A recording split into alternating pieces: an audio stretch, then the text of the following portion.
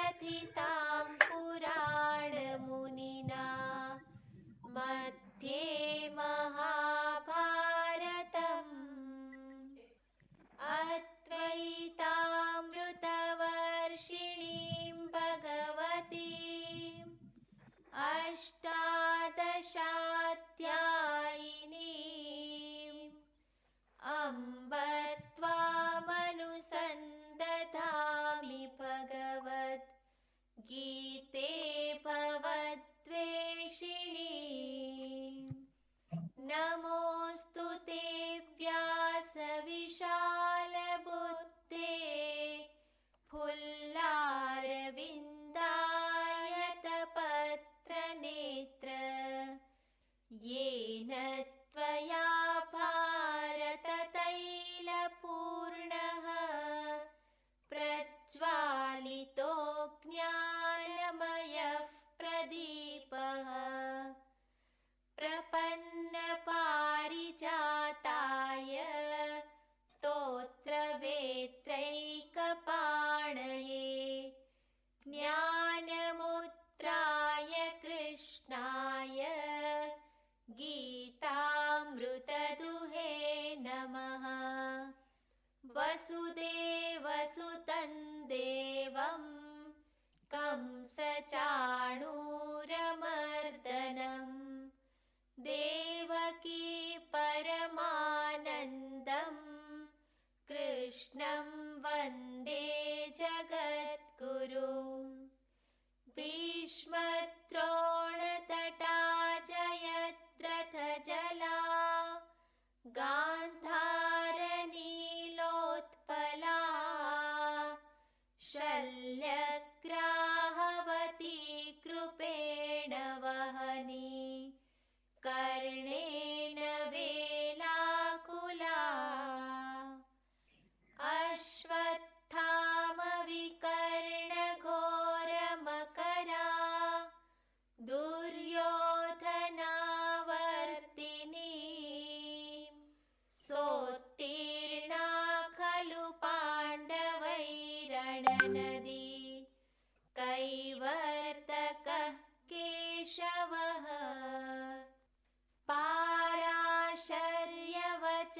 सरोजममलं गीतार्थगन्धोत्कटम् नानाख्यानककेसरं हरिकथा सम्बोधनाबोधितम् लोके सज्जन षट्पदैरहरहः पेपीयमानं मुदा भूयात् भारत पंकजं कलिमलप्रध्वंसिनः श्रेयसे। मूकं करोति वाचालं पङ्गुं लङ्घयते गिरिं यत्कृपातमहं वन्दे परमानन्दमाधवम्। यं ब्रह्मा वरुणेन्द्ररुद्रमरुतः स्तुन्वन्ति दिव्यैस्तवैः वेदैः साङ्गपदक्रमोपनिषदैः गायन्ति यं सामगाः ध्यानावस्थिततद्गतेन मनसा पश्यन्ति यं योगिनः यस्यान्तन्न विदुःसुरासुरगणाः देवाय तस्मै नमः। यस्यान्तन्न विदुःसुरासुरगणाः देवाय तस्मै नमः।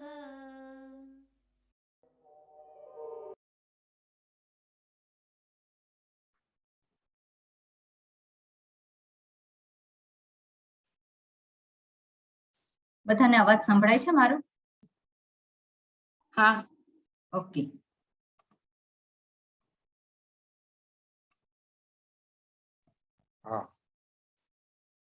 હાજી. સૌ પ્રથમ તો આપ બધાનું સ્વાગત છે. નવો વર્ગ આપણે શરૂ કર્યો છે સંસ્કૃતનો, સંસ્કૃત ગ્રામરનો, જેથી કરી અને આપણે સંસ્કૃતને સમજી શકીએ. શરૂઆત આપણે પ્રાર્થનાથી કરીએ. એટલે પ્રાર્થના આપને એક પેજ મોકલાવ્યું છે અને એમાંથી આપણે કરીશું.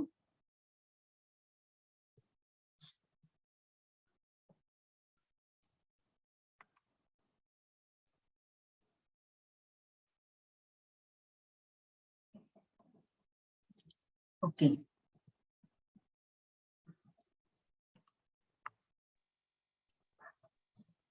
હું બોલાવું છું અંજલિબેન, આપ રિપીટ કરજો. જી સ્વામી. Okay, thank you. આવી ગઈ છે પ્રાર્થના. વક્રતુંડ મહાકાય વક્રતુંડ મહાકાય સૂર્યકોટિ સમપ્રભ સૂર્યકોટિ સમપ્રભ નિર્વિઘ્नं કુરુ મે દેવ નિર્વિઘ્नं કુરુ મે દેવ સર્વકાર્યેષુ સર્વદા સર્વકાર્યેષુ સર્વદા. આપણે એ બીજી બધું જે છે એ પછી શીખીશું. હવે બધાના માઇક જે ચાલુ છે એ બધા અત્યારે બંધ કરો અને હું કહું એનું જ માઇક ચાલુ રહેશે. હું જેનું નામ બોલીશ અથવા તો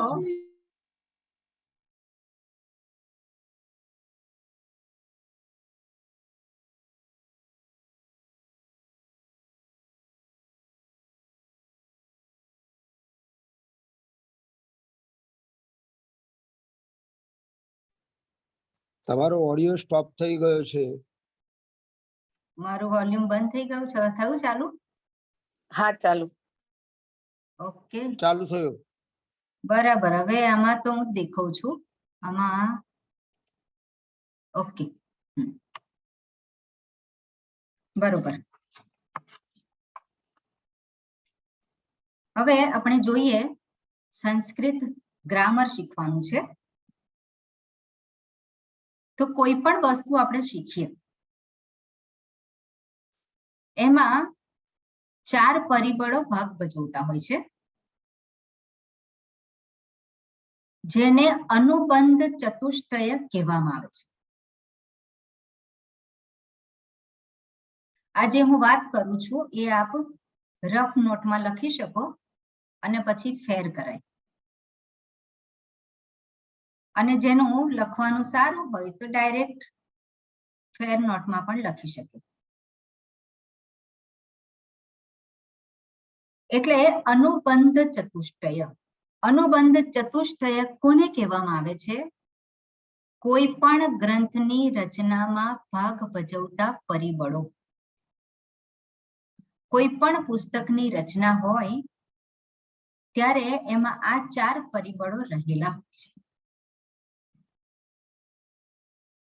અને એ 4 પરિબળો છે અધિકારી, વિષય, પ્રયોજન અને સંબંધ. અધિકારી, વિષય, પ્રયોજન અને સંબંધ. અહીંયા આપણે આ જે ભાષા શીખવી છે એને માટે પણ આ 4 પરિબળો એને લાગુ પડે છે. એમાં સૌથી પહેલો છે અધિકારી. આ ભાષા શીખવાનો અધિકારી કોણ છે? એ કોણ હોઈ શકે? આ ભાષા કોઈ પણ વ્યક્તિ શીખી શકે, પણ એનો અધિકારી જે છે એ કેવો હોવો જોઈએ? તો એ દ્રઢ નિશ્ચયી હોવો જોઈએ. મારે આ શીખવું છે, મારે સંસ્કૃત ગ્રામર શીખવું છે, એવો નિશ્ચય એને થયેલો હોવો જોઈએ. એટલું જ નહીં, એને વિશ્વાસ હોવો જોઈએ, જેને શાસ્ત્રની ભાષામાં કહેવામાં આવે શ્રદ્ધા. પોતાનામાં શ્રદ્ધા હોવી જોઈએ. જે કોઈ કહેનાર છે એનામાં શ્રદ્ધા હોય, અને જે કંઈ શાસ્ત્ર છે, પાણીની ગ્રામર, તો પાણીની મુનિ એમણે જે શાસ્ત્રની રચના કરી છે એ શાસ્ત્રમાં શ્રદ્ધા, એટલે શ્રદ્ધા હોવી જરૂરી છે. અને જ્યારે શાસ્ત્રની બધી વાતો જે હોય છે, વેદમાં જે વાતો કરેલી છે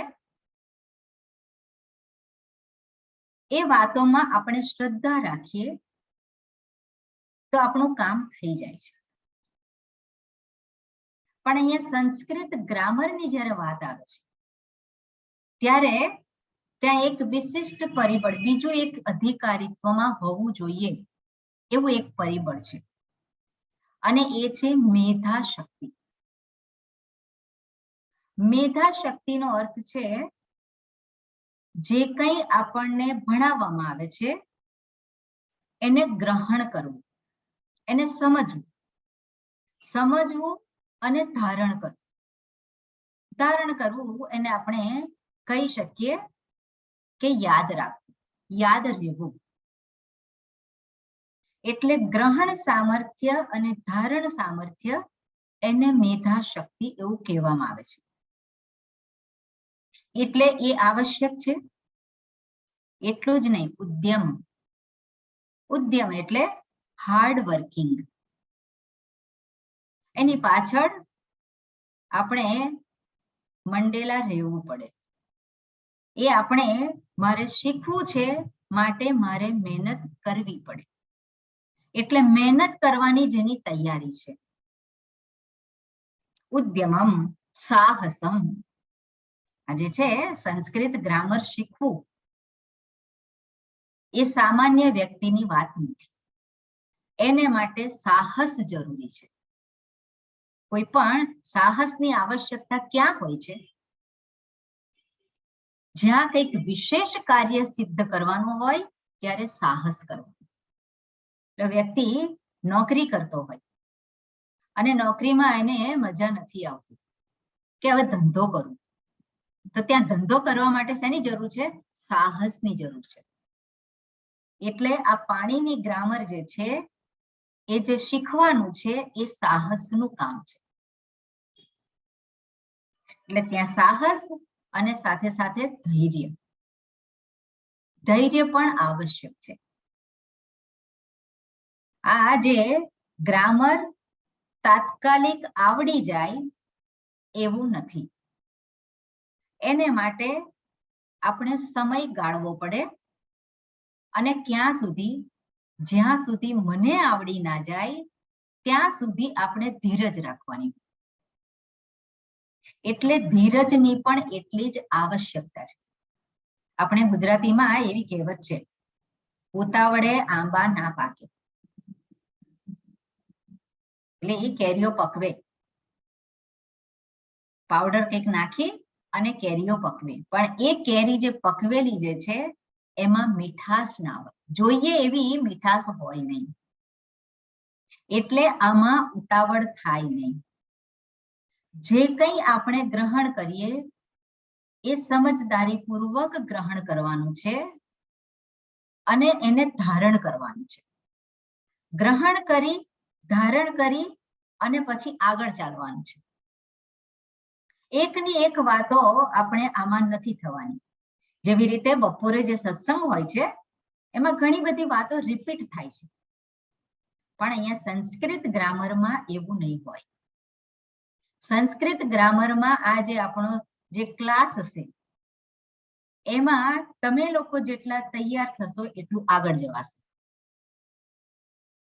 અને એટલા માટે આપણે શરૂઆતના 6 મહિના, આજે 6 મહિના છે ત્યારે બેઝિક વસ્તુઓને ક્લિયર કરીશું અને પછી પાણીની સૂત્રો છે એની અંદર પ્રવેશ કરીશું.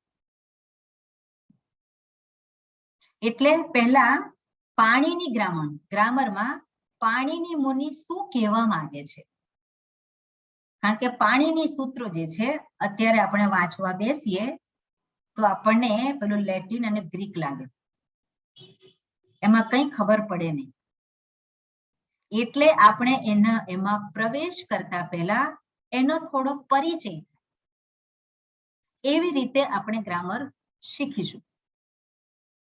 અને પછી આપણે આગળ જેમ જેમ આગળ જઈશું તેમ તેમ આપણે આગળ બીજી પુસ્તકોનો આધાર લઈ અને આપણે શીખીશું. બરોબર. આપણો જે આ વિષય જે છે સંસ્કૃત અને સંસ્કૃત ભાષા, કોઈ પણ ભાષા શીખવી હોય આપણે તો એનું ગ્રામર શીખવું અનિવાર્ય છે. ભાષાને જ્યારે આપણે શીખીએ, નવી ભાષાને, તો એનું ગ્રામર શીખીએ તો ભાષા આપણને યોગ્ય આવડે, ભાષા આપણને બરોબર આવડે. ગુજરાતી ભાષા છે આપણી માતૃભાષા, તો એ ભાષાને શીખવા માટે આપણે ગ્રામરની સહાય નથી લીધી, કારણ કે આપણે જ્યારે જન્મ્યા ત્યારથી આપણી આસપાસ એ ગુજરાતી ભાષાનું એક વાતાવરણ હતું. ત્યાં જે લેવડ દેવડ, જે કઈ વ્યવહાર થતો હતો એ બધો જ વ્યવહાર જે વાર્તાલાપ રૂપે, અને એટલા માટે મને ગુજરાતી ભાષા આવડી ગઈ હોય. વ્યવહારિક રીતે કઈ રીતે શબ્દનો પ્રયોગ કરવાનો એ મને ખબર પડી ગઈ. હિન્દી ભાષા આપણે કંઈક આપણે જોતા હોય ટીવી પર, સમાચાર જોતા હોય તો હિન્દી ભાષામાં આપણે થોડો વખત જોઈએ, આપણે સાંભળીએ તો આપણને હિન્દી ભાષા આવડી જાય, થોડા શબ્દો જે છે એનાથી પરિચિત થઈ. પણ જ્યારે કોઈક નવી ભાષા શીખવાની છે ત્યારે આપણે એ ભાષાના શબ્દો માત્ર જાણી લઈએ તો એનાથી આપણું કાર્ય સિદ્ધ થાય નહીં. અને એટલા માટે એનું જે વ્યાકરણ છે, એનું ગ્રામર છે, એને આપણે શીખવું રહ્યું.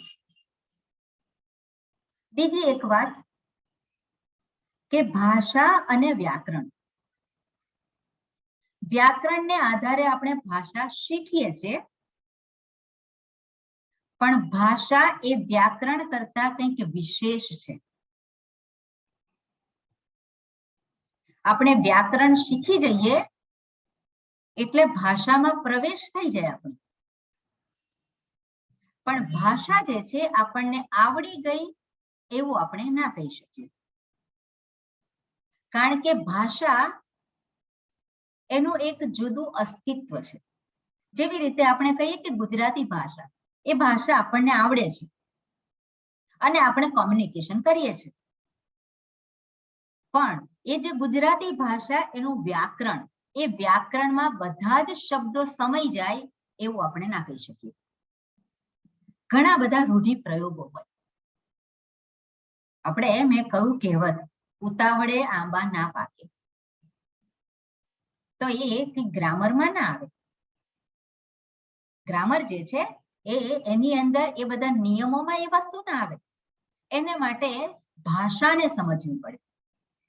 એટલે ગ્રામર થકી ભાષામાં પ્રવેશ કરીએ અને એ ભાષામાં પ્રવેશ થાય અને પછી એ જે સાહિત્ય છે, સંસ્કૃત સાહિત્ય, એ જ્યારે આપણે વાંચીએ ત્યારે એ ભાષાને સમજી શકીએ. એટલે ભાષા જે છે એ ગ્રામર કરતા કંઈક વિશેષ છે.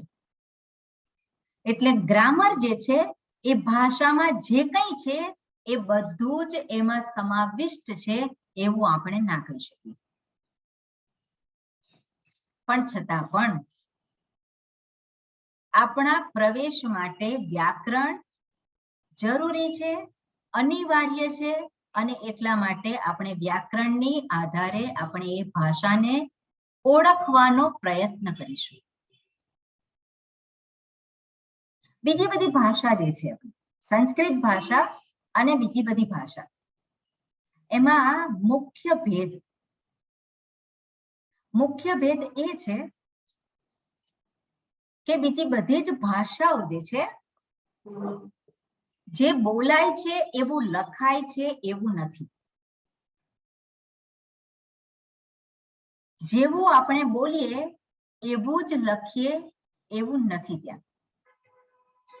દાખલા તરીકે આપણે એક ઉદાહરણ લઈએ. કોઈક છોકરાનું નામ છે દીપક. તો એ દીપક જે છે આપણે તો બોલીએ છીએ. હવે એને જ્યારે લખવાનું હોય ત્યારે એમાં દ ને આગળ જે ઈ છે એ ઈ કેવો હોવો જોઈએ? કોઈક દીપક લખે તો રસ્વ લખે અને કોઈક લખે તો દીર્ઘ લખે. તો આપણે ગુજરાતી ભાષામાં દીપક બોલીએ એટલે કોઈને પણ ખબર પડી જાય એવું નથી. બીજું ઇંગ્લિશ ભાષામાં આપણે જોઈએ, ત્યાં બધા જે લેટર્સ, જે એબીસીડી, હવે એ જે છે એનું ઉચ્ચારણ કેવું કરવું એ આપણે કહી શકીએ નહીં.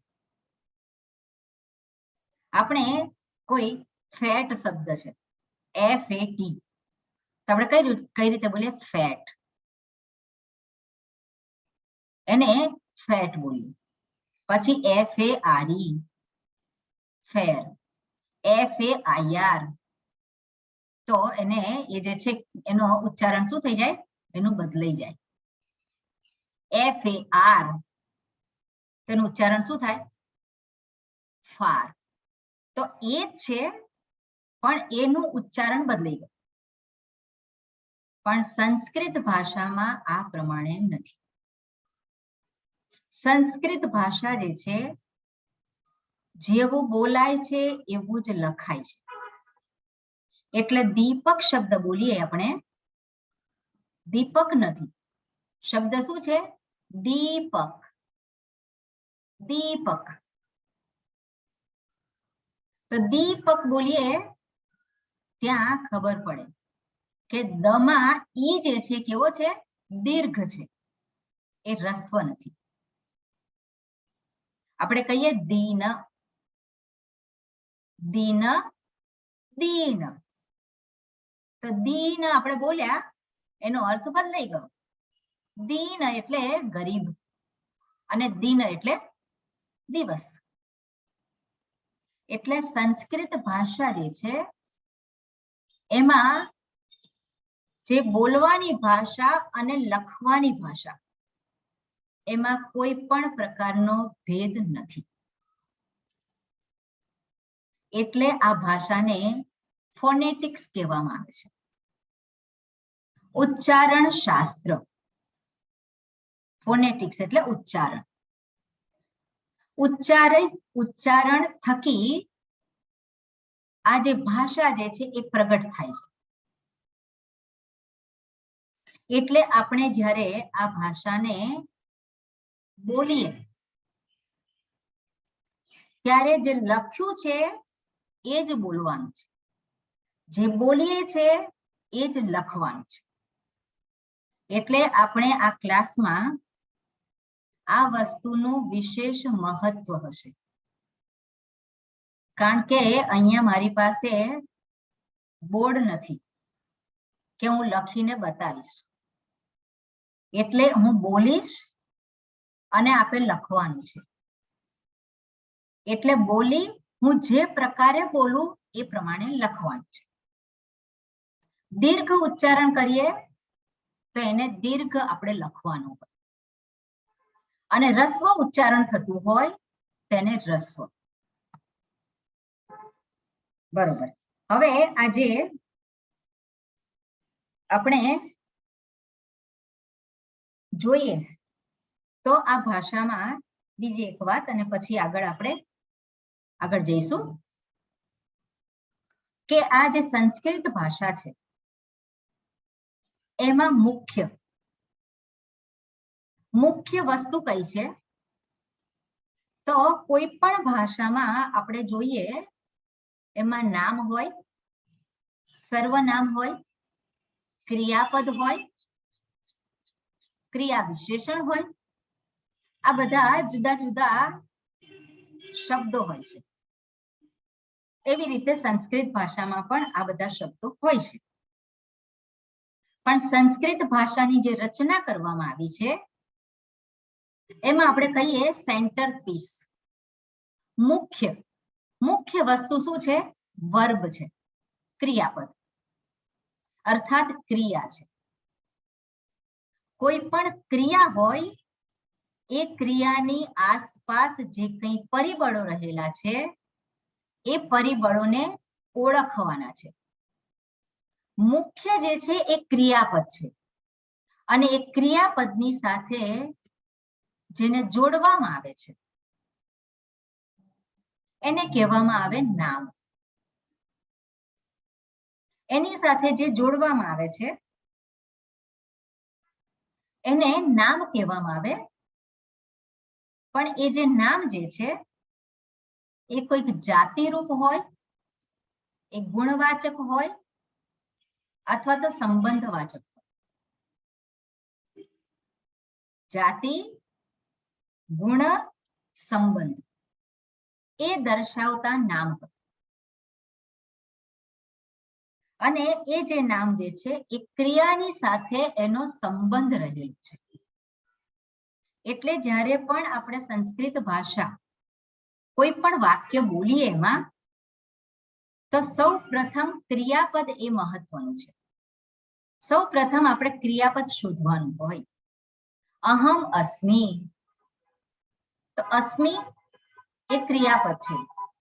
અહમ ગૃહે અસ્મિ, હું ઘરમાં છું. ક્યાં છો?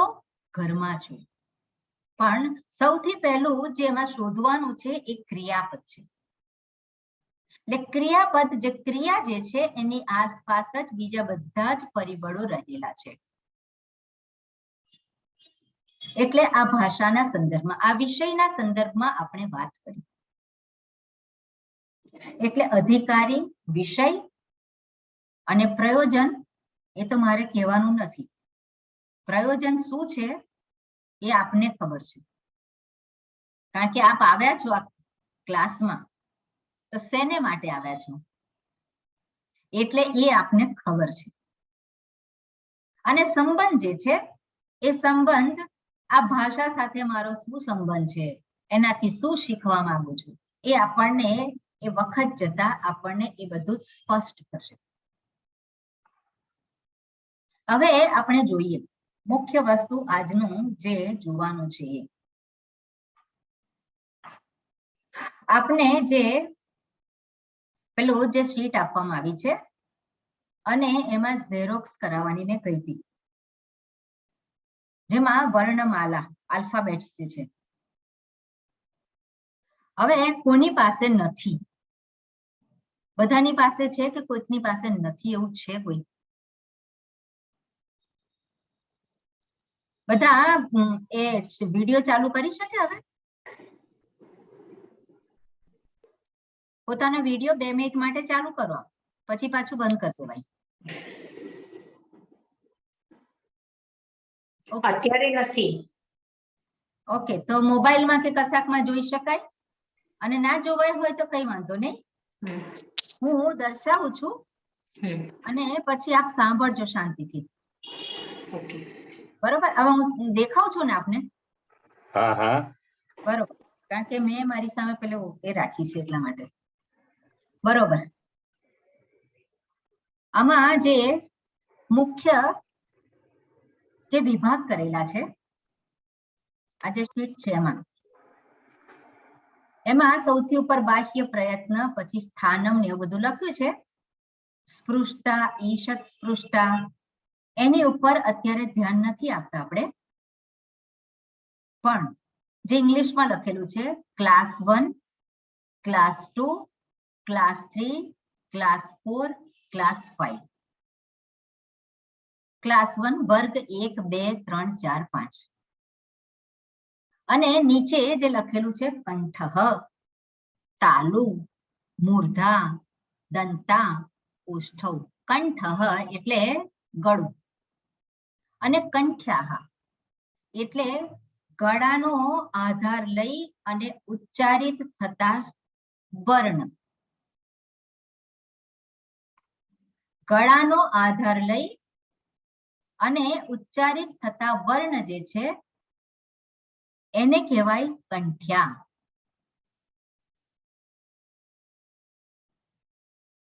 બરોબર, એમણે મૂકેલું જ છે.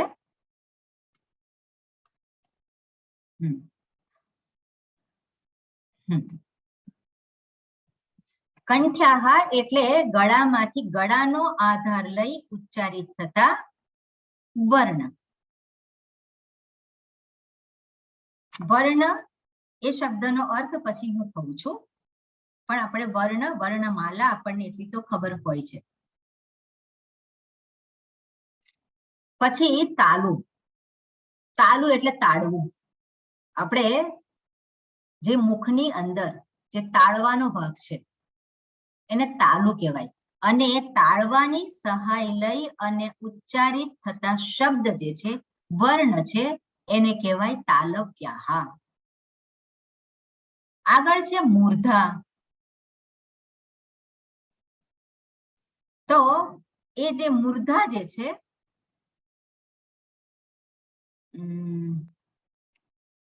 હા બરાબર, આવું જ રહેવા દેજો વિશાલભાઈ. હાજી, આ જે છે બરોબર છે અત્યારે છે. હા હા.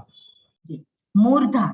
મૂર્ધા એટલે જે તાળવાની આગળનો ભાગ છે, આપણું તાળવું જે છે ગોળ છે, એમાં જે આપણે જોઈએ આગળનો ભાગ છે એને તાલુ કહેવામાં આવે, અને જે પાછળની સાઈડ છે એને મૂર્ધા કહેવામાં આવે. અને એનો આધાર લઈ અને આપણે જે વર્ણ ઉચ્ચારીએ એને કહેવાય મૂર્ધન્યાહ.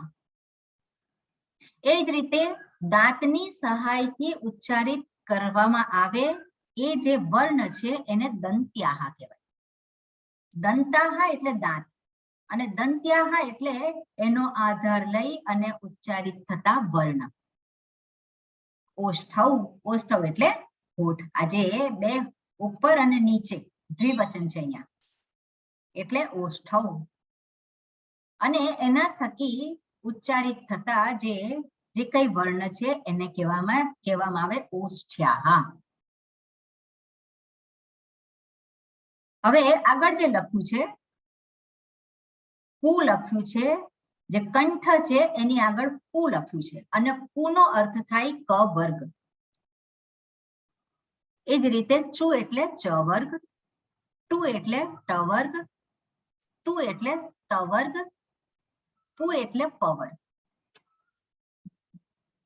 એને પાણીની ગ્રામરમાં કુ, ચુ, ટુ, તુ, પુ.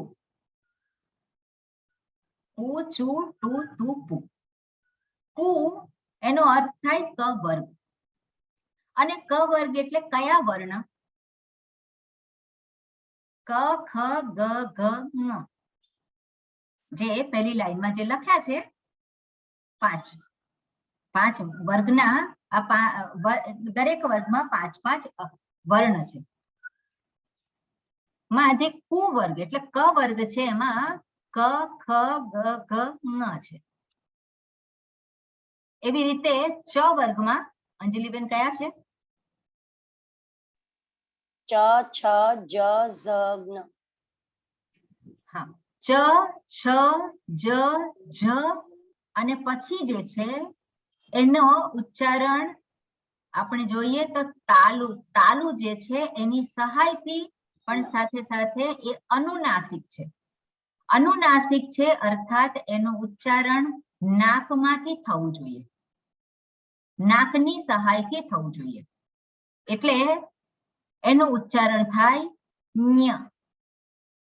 ય જેવું લાગે પણ ય આપણે જ્યારે અનુનાસિક જેવું બોલી ન્ય, તો એ જે છે એ ચ વર્ગનો અનુનાસિકનું ઉચ્ચારણ થયું.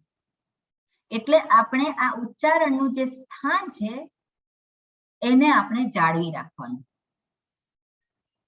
જેવી રીતે ક વર્ગ છે, ક ખ ગ ઘ ङ. તો ક જ્યાંથી બોલીએ છીએ ત્યાંથી જ એનો અનુનાસિક બોલાવવો જોઈએ. એ સ્થાન જે છે એ સ્થાનને પકડી રાખી અને આપણે એ વર્ણનું ઉચ્ચારણ કરવાનું. અનુનાસિક, અનુનાસિક એટલે નાકની સહાયથી બોલાતો વર્ણ. એ જ રીતે મૂર્ધા. અને એ જે ટ વર્ગ છે એ ટ વર્ગના જે અક્ષર છે, વર્ણ છે, કયા છે ચંદ્રિકાબેન? ટ ઠ ડ ઢ ણ. ફરી ટ ઠ ડ ઢ ણ.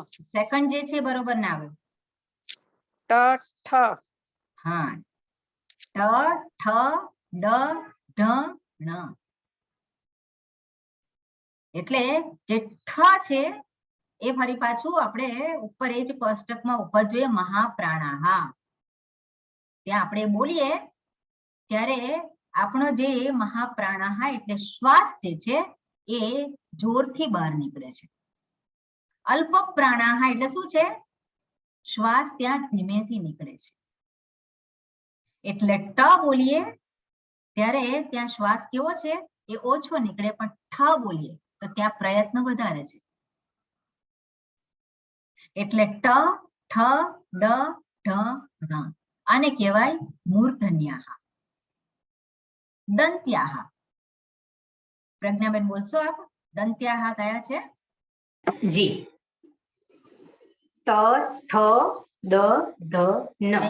નહીં, ત થ નહીં. દાંતની સહાયથી બોલવાનું છે. ત આ જ ધ્યાન રાખવાનું છે કે દંત્યાહા છે ત્યાં દાંતની સહાયથી જ બોલવાનું છે. જી. ત થ દ ધ ન. ધ નથી, ધ છે. ધ ધ છે ત્યાં દાંતની સહાયથી, જેવી રીતે ધન બોલીએ છે. ધ ઓકે, આપણે જોઈશું પછી. એટલે આ જે છે હું બોલું છું હા. હ દ ધ ન. સ્પષ્ટ છે? બધાને સ્પષ્ટ રીતે સમજાય છે ને? હા. દંત્યાહા કહેવાય. અને હોઠનો આધાર લઈ અને જે બોલાતા વર્ણ છે એ પ વર્ગ છે, જેને પુ એવી સંજ્ઞા છે. અને એ પ વર્ગના છે. એને બોલવા માટે કઈ રીતે બોલવાનું છે એટલે મારી સામે જોઈ અને જરાક એને માર્ક કરજો, એને નોટ કરજો. પ ફ બ ભ મ. આપણે પ ફ બ ભ મ ફ બોલીએ તો ફ એ બરોબર નથી. ત્યાં હોઠની સહાયથી બોલવાનું છે. એટલે પ ફ બ ભ મ. ઓકે, એટલે આ રીતે આમાં આજે 5 વર્ગ છે અને 5 વર્ગના આ બધા જ વર્ણ છે. હવે અહીંયા જે આપણે જે 5 વર્ગના આજે લખ્યા છે જે વર્ણ, એમાં કોઈકનો માઇક ચાલુ છે?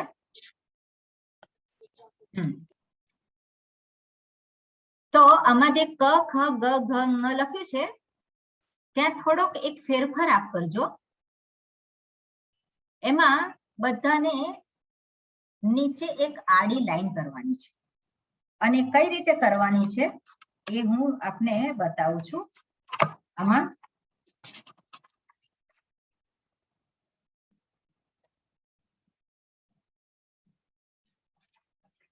આજે આપને દેખાય છે ને જે નીચે એને હલંત કહેવામાં આવે છે, જે આપણે ગુજરાતીમાં ખોડો કહીએ છીએ. ખોડો ક, ખોડો ખ, પણ અહીંયા સંસ્કૃતમાં એને હલંત કહેવામાં આવે. એટલે હું જે કંઈ આ જે વર્ણ બોલું છું એની નીચે આપે આવી લાઈન કરી દેવાની. ક, ખ, ગ, જેની પાસે ના હોય એ લખી શકે. ક, ખ, ગ, ઘ, ङ, પછી ચ, છ, જ, ઝ, ય, ટ, ઠ, ડ, ઢ, ણ. આ પાંચેય વર્ગના જે કંઈ છે એ બધા જ ત, થ, દ, ધ, ન, પ, ફ, બ, ભ, મ. ઓકે, આ 25 થયા. પછી ય ની નીચે, ર ની નીચે, લ ની નીચે, વ ની નીચે શ, શ, સ, 3 પ્રકારના સ છે. અને હ ની નીચે. ઓકે, જે સ્વર જે છે એની નીચે નહીં કરવાનું. આ જે સ્વર છે એના સિવાયના જે કહેવામાં આવે છે એને વ્યંજન કહેવામાં આવે છે. બધા જ વ્યંજન. સ્વર સિવાયના જે છે એ બધા વ્યંજન છે. અને આ સ્વર કયા કયા છે? તો અહીંયા જે લખ્યું છે અ, ઈ, ર, ર, ઉ. એમાં અ, ઈ, ર, ર, ઉ. એમાં આપ જોશો તો અ જે છે એ કંઠના સ્થાને છે. એટલે આ જે ચાર્ટ જે છે એના આધારે આપ બોલવાનો પ્રયત્ન કરજો. એનું જે સ્થાન છે એ કયું સ્થાન છે એ જોવાનો પ્રયત્ન કરજો. કારણ કે હું જ્યારે કહું કે દંત્ય ત, ત કયો? દંત્ય ત. એટલે આપે લખવાનો છે જે દાંતથી જે ઉચ્ચારિત થતો હોય એ ત. ધ, તો દાંતથી ઉચ્ચારિત થતો, દાંતની સહાયથી ઉચ્ચારિત થતો વર્ણ જે છે એ ધ લખવાનો હોય. એટલે આટલું આ ધ્યાન રાખવાનું છે. એટલે એનું સ્થાન ક્યાં છે? મૂર્ધા, કંઠ, તાલુ, દંત, ઓષ્ઠવ. હવે જે સ્વર જે છે આમાં, એ સ્વર સામાન્ય રીતે આમાં એનું સ્થાન બતાવ્યું છે. એટલા માટે અવાજ નથી સંભળાતો બધાને? સંભળાય છે ને? ઓકે. એટલે આમાં જે બતાવ્યું છે એ જે સ્થાન જે છે એને આધારે બતાવ્યું છે. પણ જ્યારે સ્વર જ્યારે કહેવામાં આવે છે તો અ, ઈ, ઉ, પછી ર અને રો આવે છે. ર અને રો એનું ઉચ્ચારણ જે છે આપણે પછી જોઈશું. આ શબ્દો હવે આપણે જોઈશું હમણાં. પણ આ જે કંઈ વર્ણમાલા છે, વર્ણમાલા આને કહેવાય, કે જેમાં સ્વર હોય અને વ્યંજન હોય. સ્વર કોને કહેવાય? તો સ્વરને માટે કહેવામાં આવે છે સ્વયં રાજતે ઇતિ સ્વરઃ. સ્વયં રાજતે વિરાજતે ઇતિ સ્વરઃ. જેને ઉચ્ચારણ કરવા માટે બીજા કોઈ અક્ષરની, બીજા કોઈ વર્ણની જરૂર પડતી નથી. એટલા માટે એને સ્વર કહેવામાં આવે છે. પણ વ્યંજન અર્થાત આપણે જોઈએ તો જમવામાં પણ વ્યંજન કહેતા હોય છે આપણે. જુદા જુદા વ્યંજન. તે જુદા જુદા વ્યંજન જે છે એ વ્યંજન એટલે શું? નથી સંભળાતું? સંભળાય છે ક્લિયર. કોને નથી સંભળાતું? ક્લિયર. સંભળાય છે, વેરી ક્લિયર. બરોબર. હા, એટલે વ્યંજન આપણે જે કઈ વાનગીઓ બનાવતા હોય છે ને વ્યંજન કહેવામાં આવે છે. એક મિનિટ.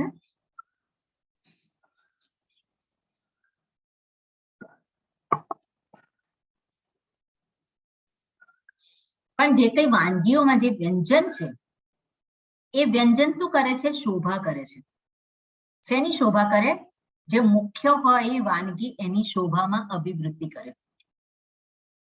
મુખ્ય વસ્તુ શું હોય? મુખ્ય વસ્તુ શું છે? દાળ, ભાત, શાક, રોટલી. આપણે શું કહીએ, એ મુખ્ય હોય.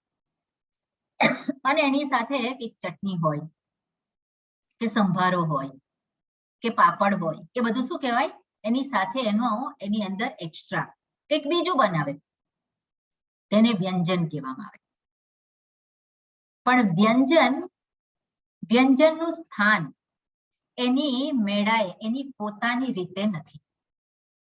વ્યંજનને હોવા માટે સ્વરની અનિવાર્યતા છે. આપણે આ ભાષામાં વ્યંજન એ એની મેળે રહી શકે નહીં, એને હોવા માટે સ્વરની આવશ્યકતા છે. જેવી રીતે આપણે જોયું કે પહેલું ક વર્ગમાં ક ખ ગ ઘ ङ,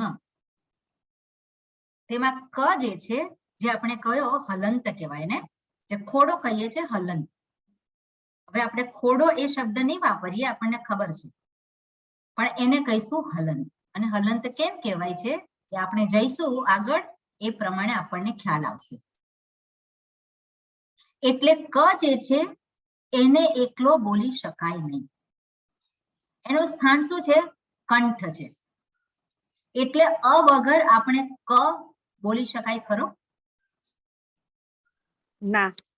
એને આપણે કોઈ પણ સ્વર વગર આ વ્યંજન છે એને બોલી શકીએ નહીં. એટલા માટે દરેક વ્યંજના જે છે એને ઉચ્ચારિત કરવા માટે સ્વરની અનિવાર્યતા છે. એટલે આપણે જોઈએ તો કકાર, હલંત ક જે છે એને કહેવામાં આવે કકાર. કાર એટલે એને ઓળખવા માટે એવો પ્રત્યય લગાવવામાં આવે છે. પકાર એટલે પ હલંત. ખ એટલે ખકાર જ્યારે કહીએ ત્યારે ખ હલંત. એટલે આ હલંત અને કાર એ બંને શબ્દ આપણે, એ બંને જે છે શબ્દ એ વાપરીશું. પણ શેને માટે? જે પેલો ખોડો જે આપણે કહીએ છીએ ગુજરાતીમાં, એને દર્શાવવા માટે. જકાર, ડકાર, દકાર, દ ની સાથે, એ દકારની સાથે હવે આપણે કહેવાનું છે મને કે દકારની સાથે અ ઉમેરાય તો એ કયો વર્ણ બને, કયો અક્ષર બને?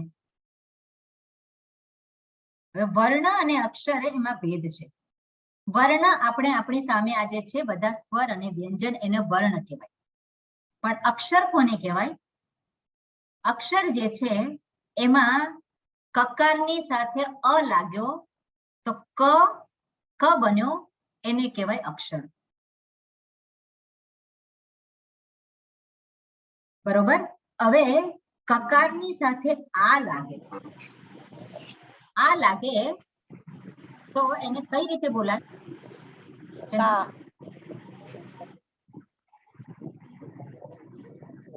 ઓકે, હવે આ જે છે ને ચાર્ટ, વિશાલભાઈ, હા એ કાઢી લો બસ.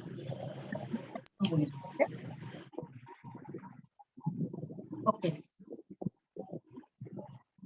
બધા જો કરી શકે એમનો વિડીયો ઓન તો બરોબર છે, અથવા તો હાથ આમાં ચેટિંગમાં જે છે એમાં આપ હાથ ઊંચો કરી શકો.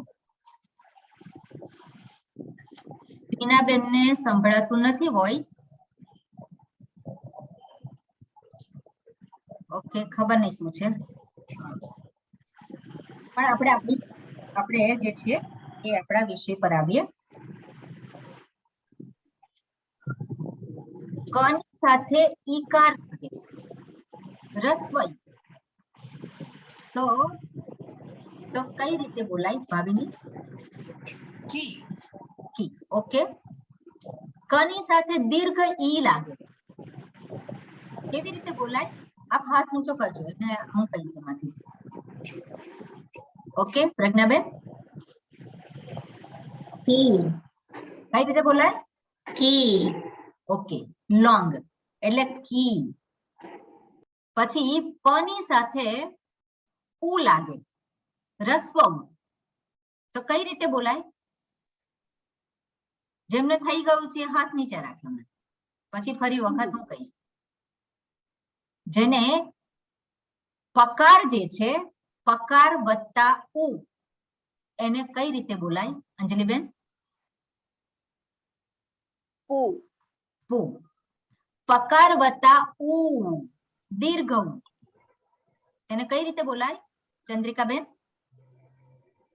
ઉ ઉ.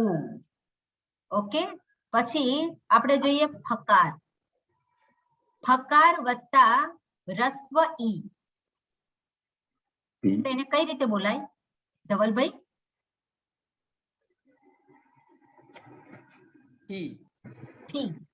અને ફકાર વત્તા દીર્ઘ ઉ, તો એને નીલાબેન કેવી રીતે બોલાય? આપનું માઇક ચાલુ કરવું પડશે. હુ હા, એટલે દીર્ઘ ઉ, બરોબર. એટલે આ જે છે રસ્વ અને દીર્ઘ, એનો આપણે ભેદ જાણવો રહ્યો. રસ્વ હોય તો એનું ઉચ્ચારણ ટૂંકું થાય છે, દીર્ઘ હોય તો એનું ઉચ્ચારણ દીર્ઘ થાય છે. બરોબર. હવે હું જે શબ્દ આપું છું, જે આપણી આ જે વર્ણમાલા છે એમાં આપણે આ વર્ણ જોયા. હવે કેટલાક વર્ણ એવા છે, કેટલાક અક્ષર એવા છે કે જે જોડાક્ષર કહેવામાં આવે છે, જેને જોડાક્ષર કહેવામાં આવે છે. અને એ જોડાક્ષર કયા છે? જોડાક્ષર કયા કયા છે?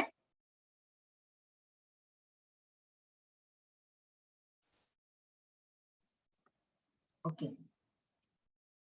આમાં નથી આપેલા. ઓકે, હા, એટલે જોડાક્ષર કયા કયા છે એ આપ નોંધી લેજો. અને એ જોડાક્ષર આપણે જોઈએ છે. હું શબ્દ આપીશ, ગુજરાતી શબ્દ, અને પછી એ જે જોડાક્ષર છે એને આધારે આપણે સંસ્કૃતમાં આપેલ લખવાનું છે. અને કેવી રીતે લખાય, જોડાક્ષર કેવી રીતે લખાય, એ હું લખીને તમને એક કાગળમાં લખીને અથવા તો પછી આપણું જે ગ્રુપ છે એમાં હું મૂકીશ. પણ એ જોડાક્ષર કઈ રીતે લખાય છે એ તમારે લખવાનું નથી અત્યારે. એ હું એની રીત જે છે એ હું ત્યાં લખીને મોકલીશ, એ પ્રમાણે આપે જોવાનું છે. પણ કયા કયા જોડાક્ષર છે? તો જોડાક્ષર જે છે એમાં કકાર વત્તા ક, આ જે છે અને જે લખવાની રીત છે એ થોડીક જુદી છે. એટલા માટે આ જોડાક્ષર જે છે એ આપ નોંધી લેજો. કકાર વત્તા ક. હવે કકાર એટલે શું કહેવાય? ક ખોડો, બરોબર ને? એટલી તો આપને બધાને ખ્યાલ આવી ગયો. અને ક એટલે જેમાં અ છે. મેં કા નથી કહ્યું, પણ ક કહ્યું છે. એટલે કકાર વત્તા ક, એને લખવાનું જે છે એ જુદી રીતે છે. હવે જે શબ્દ છે આપણે ગુજરાતીમાં અક્કલ, ગુજરાતી શબ્દ છે, આપણે કેવી રીતે લખીએ છીએ અને સંસ્કૃતમાં કેવી રીતે લખાય છે એનો ભેદ આપ જોજો. એટલે અક્કલ એ જે શબ્દ જે છે એ આપ લખી લો. પછી કકાર વત્તા ને કહેવામાં આવે છે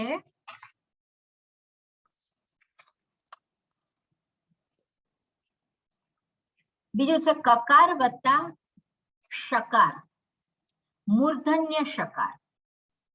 મૂર્ધન્ય શ ત્યાં લખજો, મૂર્ધન્ય શ.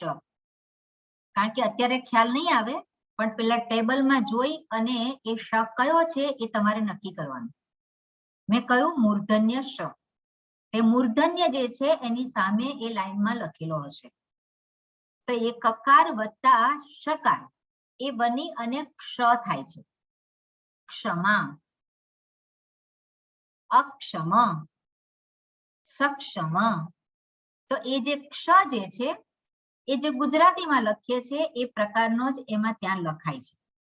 આ જોડાક્ષર જે છે એમાં આ જોડાક્ષર જે શબ્દ છે એમાં પણ શું છે? ક્ષ જે છે. આમાં ભેદ નથી. એટલે આપણે ગુજરાતીમાં જે લખીએ છીએ એ પ્રમાણે જ આમાં લખીએ છીએ. બરોબર. બીજો એક આગળ છે વક્તા શબ્દ છે, એમાં કકાર અને ત, કકાર અને ત, અને ત કયો છે? દંત્ય ત. એટલે દંત્ય ત એ લખવાનું તમારે, દંત્ય ત, એટલે એમાં ભૂલ થાય નહીં.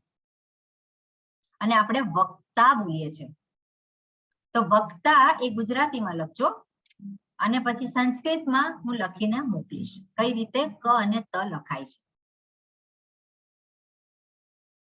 ઓકે. પછી આપણે જોઈએ કે બીજો એક શબ્દ છે જ્ઞાન, વિજ્ઞાન.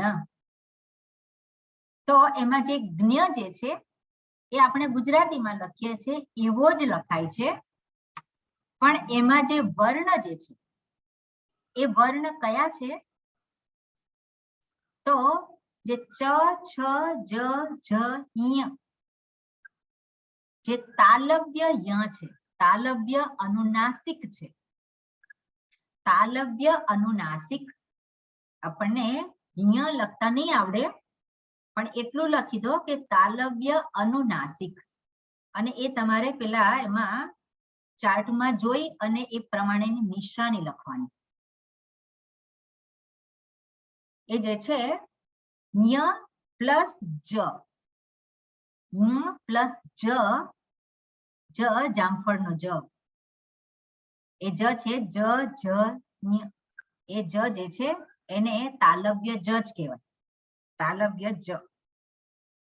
અને એટલે ય, તાલવ્ય ય અને તાલવ્ય જ એ બની અને જ્ઞ થાય છે, જ્ઞાનનો જ્ઞ. ફરીથી બોલજો ને સ્વામીજી, જી. કયા 3 વર્ડ? શબ્દ છે વિજ્ઞાન. એમાં આપણો જે ચાર્ટ છે, વિશાલભાઈ ચાર્ટ બતાવો ને 1 મિનિટ.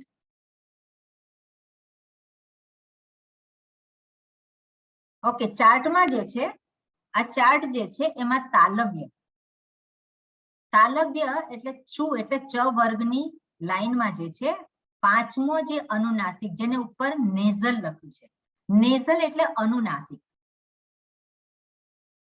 એ જે એ તાલવ્ય એને ન્ય કહેવાય. અને પ્લસ એમાં જ જે છે તાલવ્ય જ, ત્રીજો અક્ષર જે એ જ જે છે એ બંને મિક્સ થઈ અને જ્ઞ બને છે, પ્રજ્ઞા. બરોબર. એટલે આ જે છે આ પ્રમાણે જ્ઞાન શબ્દ, વિજ્ઞાન શબ્દ. એટલે આ બધું જ જાણવું જરૂરી છે. જો એ ના ખબર હોય તો આપણને ગ્રામરમાં એ શબ્દો આવે, એ અક્ષર આવે તો આપણે જાણી શકીએ નહીં. એટલે આ જે સ્થાન જે છે એ આપણને સ્પષ્ટ હોવું જરૂરી છે. તાલવ્ય ય. પછી આ જે ઉપરનો જે છે કંઠમાંથી. જી, કોણ બોલે છે? આ તાલવ્યની સાથે આ જ છે એ કયો જ લેવાનો? આમાં એ 3 જ જ તાલવ્ય છે, તાલવ્ય જ. એ જે છે ત્રીજો ચ, છ, જ, એ જ છે. બરોબર. કોઈને કન્ફ્યુઝન નથી ને હવે? ઓકે. એટલે એનાથી જ્ઞ બન્યો છે. પછી આ ચાર્ટમાં પહેલો શબ્દ જુઓ આપ, ક, ખ, ગ, ઘ અને ङ છે. બરોબર. આ જે અનુનાસિક જે છે એ અનુનાસિકને આધારે પણ જે શબ્દ બને છે. ધારો કે આપણે જોઈએ રંગ, તો ગુજરાતીમાં એ શબ્દ લખો રંગ. રંગ કેવી રીતે લખીએ છીએ? ર ને માથે મીંડું કરી અને રંગ. પણ સંસ્કૃતમાં રંગ લખીએ એમાં ર લખીએ, પણ પછી અનુનાસિક જે છે એ ક વર્ગનો છે. ક વર્ગનો જે અનુનાસિક છે, જે છેલ્લો, જે નેઝલ જે આપણે કહીએ છીએ, એ ગ, ક, ખ, ગ, ઘ અને એના પછીનો જે છે એ ङ. એટલે રંગ, રંગ જે છે. બરોબર. હા, એ જ રંગ બોલીએ ત્યારે ર લખી આ ગકાર લખવાનો અને પછી ગ, કંઠ્ય ગ બોલવાનું, એટલે રંગ, ભંગ, બરોબર? એટલે રંગ ભંગ એ આ ત્યાં આવે, ત્યાં માથે મીંડું નથી કરવાનું, પણ આ અનુનાસિક ત્યાં આવે, બરોબર? પછી સંગમ શબ્દ છે, પછી બીજો શબ્દ છે, એમાં એ જે ગકાર છે, અનુનાસિક છે, ક વર્ગનો એ અને ક, એ જ ક વર્ગનો ક. ધારો કે શબ્દ છે રંક, રંક, તો ર પછી આ અનુનાસિક આવે અને પછી ક આવે, રંક. અલંકાર, તો અલંકાર શબ્દ લખીએ તો ગુજરાતીમાં તો લ ને માથે મીંડું કરીએ છીએ, પણ સંસ્કૃત ભાષામાં એવી રીતે ના કરે. એટલે અલંકાર જ્યારે બોલીએ ત્યારે લ લખ્યા પછી આ અનુનાસિક અને પછી ક હોય, અને આ છે અલંકાર, કને આ જોડાયેલો છે. એટલા માટે આ જે શબ્દો જે છે એને લખવાનું જે છે એ થોડુંક જુદી પદ્ધતિ છે. એટલે આ શબ્દો આપ લખી લો અને પછી એને હું દર્શાવીશ.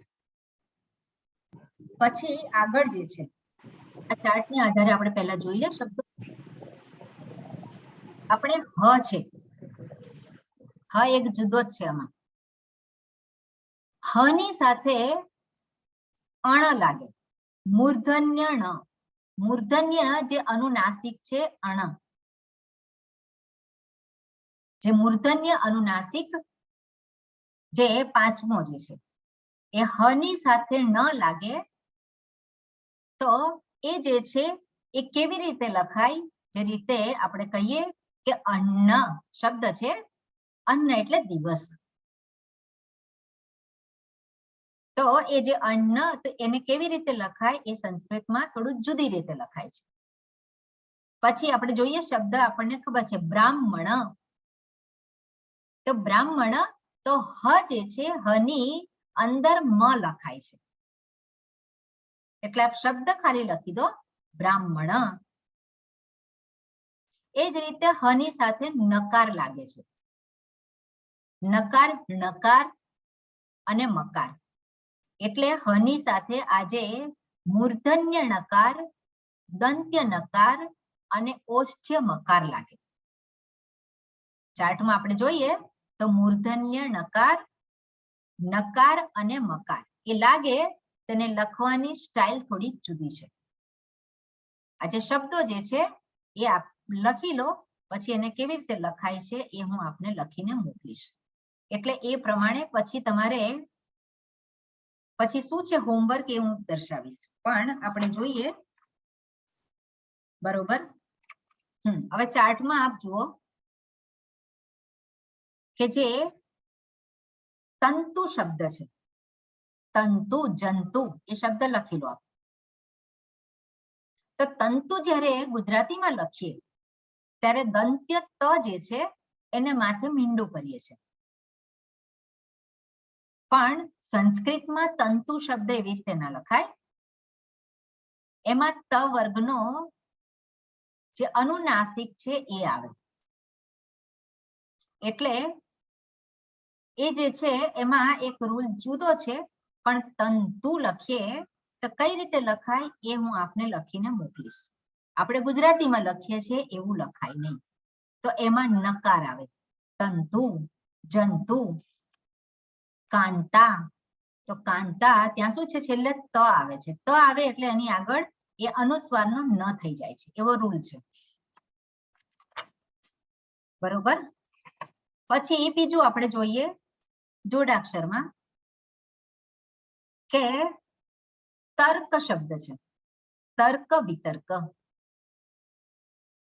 તો તર્ક જે છે એમાં ત પછી રેફ આવે છે, ર આવે છે. હવે આમાં જે ચાર્ટમાં જે છે સેમી વોવેલ લખેલું છે, જે પાંચમો જે છે અનુનાસિક, એમાં જે તાલવ્ય ય, એટલે જે આપણે જોઈએ એમાં તાલવ્ય ય, મૂર્ધન્ય ર, એટલે ર નું ઉચ્ચારણ ક્યાંથી કરવાનું છે? મૂર્ધામાંથી કરવાનું છે. એ ર કહેવાય. હવે અહીંયા જે પ્રસંગ ઉપસ્થિત થયો છે તો હું બતાવી દઉં. એ જ લાઈનમાં આપણે જોઈએ તો શ છે, આ મૂર્ધન્ય શ છે, અને આગળ જે ર છે એ ર જે છે એ સ્વર છે, એ ર નથી. અને ર એને સંસ્કૃતમાં કહેવામાં આવે છે રેફ.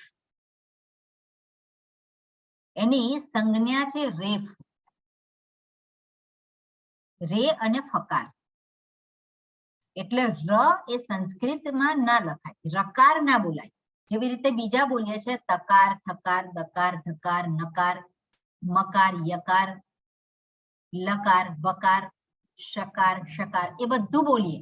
પણ ર માટે રેફ બોલાય છે, રકાર નથી બોલાતો. એટલે રેફ જે ર જે છે એનું સ્થાન છે મૂર્ધા. પણ ર છે એ ર નથી. આ જે એક સ્વર છે અને બીજું એક વ્યંજન છે. એટલે ર અને ર જે છે એ આપણે એનું સ્થાન તો એ જ છે. જેવી રીતે આપણે બોલીએ કૃષ્ણ, તો કૃષ્ણ બોલવાનું હોય તો આપણે એક કૃષ્ણ ના બોલી શકાય કે કૃષ્ણ ના બોલી શકાય. કૃષ્ણ બોલીએ તો ત્યાં શું થાય? એમાં ર આવે, રેફ આવે. પણ રેફ નથી, ત્યાં સ્વર છે. એ સ્વર જે છે એ ર જે છે એને બોલવાનું હોય ર, કૃષ્ણ. એટલે આજે ઋકાર જે છે, જે સ્વર જે છે એનું ઉચ્ચારણ આ રીતે થાય. અને ર જે છે એને રેફ કહેવાય. તર્ક શબ્દ જે છે એમાં રેફ છે, ત પછી રેફ છે અને પછી ક છે. તો એ રેફ જે લખીએ છીએ ત્યાં અડધું નથી લખતા, પણ એ ક ની ઉપર જતો રહે. એની પાછળ જે પણ વર્ણ આવતો હોય એની ઉપર રેફ જતો રહે. એટલે આપણને ખબર જ છે તર્ક, વિતર્ક, ઉતર્ક. તો આપણે ક ની ઉપર લખીએ છીએ, પણ ક ની ઉપર લખીએ એટલે ક ની પછી નથી એનું ઉચ્ચારણ થતું, પણ એ ક જે છે એની પૂર્વે થાય છે. અને એ જોડાક્ષર કહેવાય. ર રેફ જે છે, રેફ પ્લસ ક એટલે તર્ક. બરોબર? રેફ પ્લસ એ ઓકે, તર્ક, વિતર્ક. હવે જે શબ્દ જે છે, એક શબ્દ છે તાત્વિક, સાત્વિક. તો તાત્વિક આપણે જ્યારે લખીએ તો ગુજરાતીમાં તો આપણે તા લખી અને ત અડધો લખી તાત્વિક એવું લખીએ છીએ. પણ સંસ્કૃતમાં જે લખવાનું છે એ થોડું જુદી રીતનું લખવાની છે. એટલે એ કેવી રીતે લખાય તત્વ, એ આપને હું એમાં દર્શાવીશ. એટલે અમુક શબ્દો જે છે એમાં હું આપને બતાવું એ પ્રમાણે આપણે લખવાના છે. પછી બીજો છે બદ્ધ. બદ્ધ શબ્દ છે તો એમાં દકાર અને એને ધ જોડાયેલ છે, તો એને પણ લખવાની રીત થોડીક જુદી છે. ગુજરાતીમાં પણ આપણે લખીએ છીએ કે બુદ્ધિ, તો બુદ્ધિ લખીએ ત્યારે શું છે એ પેલો ધકાર ને દકાર જોડેલો છે. ધ આખો લખી અને આગળ દકાર લખીએ છીએ એટલે બુદ્ધિ. એવી રીતે આ સંસ્કૃતમાં પણ એ જ પ્રમાણે છે. બીજો એક જે શબ્દ છે આપણે જોઈએ નાટ્ય. તો નાટ્ય એમાં એમાં ટકાર છે. ટકાર એ મૂર્ધન્ય ટકાર, દંત્ય ટકાર નહીં પણ મૂર્ધન્ય ટકાર, નાટ્ય શાસ્ત્ર. તો નાટ્ય જ્યારે લખીએ તો ગુજરાતીમાં જેવી રીતે ટ પેલો જે લખીએ છીએ અડધો, એવી જ રીતે સંસ્કૃતમાં પણ લખાય. અને બીજી રીત એવી છે કે ત જે છે મૂર્ધન્ય ટકાર જે છે એને ટકાર લખવાનું, એની નીચે લાઈન કરવાની. એટલે નાટ્ય. અને બીજો શબ્દ છે સૌષ્ઠવ. સૌષ્ઠવ એમાં મૂર્ધન્ય શકાર છે. હવે શકારની વાત આવી છે તો આપણે જોઈ લઈએ. 3 પ્રકારના શકાર છે. એક શકાર જે છે તાલવ્ય, બીજો શકાર જે છે એ મૂર્ધન્ય અને ત્રીજો શકાર છે એ દંત્ય છે. અને ઉદાહરણ છે એનું શંકર. બરોબર? એટલે ઉદાહરણને આધારે હું જ્યારે કહું કે આ કયો શ છે તો ખરી રીત તો એવી છે કે તાલવ્ય શ એવું કહેવાય. પણ ધારો કે યાદ ના રે શંકરનો શ છે, એટલે કયો શ તમે બોલો છો, કયો શ તમે દર્શાવવા માંગો છો એ તમને સ્પષ્ટ હોવું જરૂરી છે. મૂર્ધન્ય શકાર એટલે મૂર્ધન્ય શકાર એ એક જ હોય, તાલવ્ય શકાર એ એક જ હોય, દંત્ય શકાર એ એક જ હોય. તો આજે મૂર્ધન્ય શકાર જે છે ષટકોણ, ષટકોણ શબ્દ આપણને આવતો તો ભણવામાં. એમાં જે શ જે છે ક જેવું લખી અને વચ્ચે લાઈન કરવામાં આવે એને મૂર્ધન્ય શકાર કહેવામાં આવે. અને દંત્ય શકાર જ્યાં દાંતને અડીને સકાર નીકળે છે. સ બોલીએ ત્યારે આપણી જીભ દાંતને અડે તો જ એ સ્પષ્ટ રીતે સકાર થાય. એ સરસ્વતીનો સ, સરસ્વતી શબ્દ બોલીએ આપણે તો એ દંત્ય સ હોવો જોઈએ. શંકર બોલીએ તો આપણે એ તાલવ્ય શ હોવો જોઈએ. એટલે આ એનું સ્થાન છે. ઓકે, એટલે આ 3 પ્રકારના શકાર છે. અને આપણે જોઈ રહ્યા હતા કે સૌષ્ઠવ. તો સૌષ્ઠવ એ શબ્દમાં પહેલો સકાર છે. કયો સકાર છે અંજલિબેન? એ દંત સકાર. દંત્ય સકાર છે. અને બીજો સૌષ્ઠવ એ મૂર્ધન્ય શકાર. મૂર્ધન્ય શકાર. બરોબર, વાહ વાહ. મૂર્ધન્ય શકાર છે. હા, એટલે સૌષ્ઠવ જે છે એમાં આ જે શકાર અને ઠકાર એ જે કેવી રીતે લખવાનું છે એ હું આપને બતાવીશ. એ પ્રમાણે એ લખવાનું એ રીત છે. બીજું જે છે આશ્ચર્ય શબ્દ. તો આશ્ચર્ય શબ્દ જે છે આપણે ગુજરાતીમાં લખીએ છીએ એવી જ રીતે સંસ્કૃતમાં પણ લખવાનું છે. પણ એમાં શકાર અને ચકાર છે. તો એમાં જે શકાર જે છે ભાવિની બેન આપ બતાવી શકો કયો શકાર છે એમાં? આશ્ચર્ય. તાલવ્ય. તાલવ્ય શકાર. Very good. વાહ વાહ. એટલે આ જે શબ્દ છે આશ્ચર્ય એની અંદર જે તાલવ્ય શકાર છે એટલે એ કેવી રીતે લખવાનું છે એ પણ હું બતાવીશ. એટલે આપણને આ બધી સ્પષ્ટતા થાય લખવાના સંદર્ભ. એટલે જે બોલીએ એ પ્રમાણે જ લખાય છે. એટલે જે કઈ શકાર જ્યાં ભેદ થાય છે ત્યાં હું બોલીશ કે મૂર્ધન્ય શકાર, તાલવ્ય શકાર, દંત્ય થકાર કે પછી મૂર્ધન્ય ઠકાર. એ જે મૂર્ધન્ય હોય એટલે પછી એ જ હોવા જોઈએ. બરોબર? પછી આગળ આપણે દ ને ર જોડવામાં આવે. તંદ્રા, નિદ્રા, ચંદ્રા, તેમાં દ ને ર જોડીએ છે. તો જેવી રીતે આપણે ગુજરાતીમાં લખીએ છીએ તંદ્રા શબ્દ, તો દ ની આગળ એક લીટી કરવામાં આવે છે. એવી જ રીતે અહીંયા સંસ્કૃતમાં પણ દ ની આગળ લીટી કરવામાં આવે છે. તંદ્રા. બરોબર? અને બીજો ઓકે, આ જે થઈ ગયું રેફ પછી જે પણ અક્ષર હોય એનું તર્પણ, અર્પણ, તર્કૌકે. પછી બીજો એક છે શબ્દ તલ્લીન. તલ્લીન. તો એમાં લ ને લ જોડેલો છે. લકાર ને લ જોડેલો. લ ને લ ના કહેવાય, લકાર ને લ જોડેલો. લકાર ને લ જોડેલો છે. એટલે લકાર ને લ જોડેલો હોય તો કેવી રીતે લખાય એ પણ આપને હું બતાવીશ. બરોબર? એટલે આમાં આ જે આ વર્ણમાલાને આધારે જે જોડાક્ષર છે આ પ્રમાણે ઓળખવાના છે. હવે સંસ્કૃતમાં સંખ્યા જે છે ગુજરાતીમાં જેવી રીતે લખીએ છીએ 1 2 3 4 એવી રીતે સંસ્કૃતમાં પણ લખીએ, પણ એ સંસ્કૃતમાં જુદી રીતે લખાય છે. અને કઈ રીતે લખાય છે અત્યારે ખાલી એટલું આપણે ધ્યાનમાં રાખીએ કે એને જુદી રીતે લખવામાં આવે છે. બરોબર. હવે આ પ્રમાણે આપણે આ વર્ણમાળામાંથી આપણે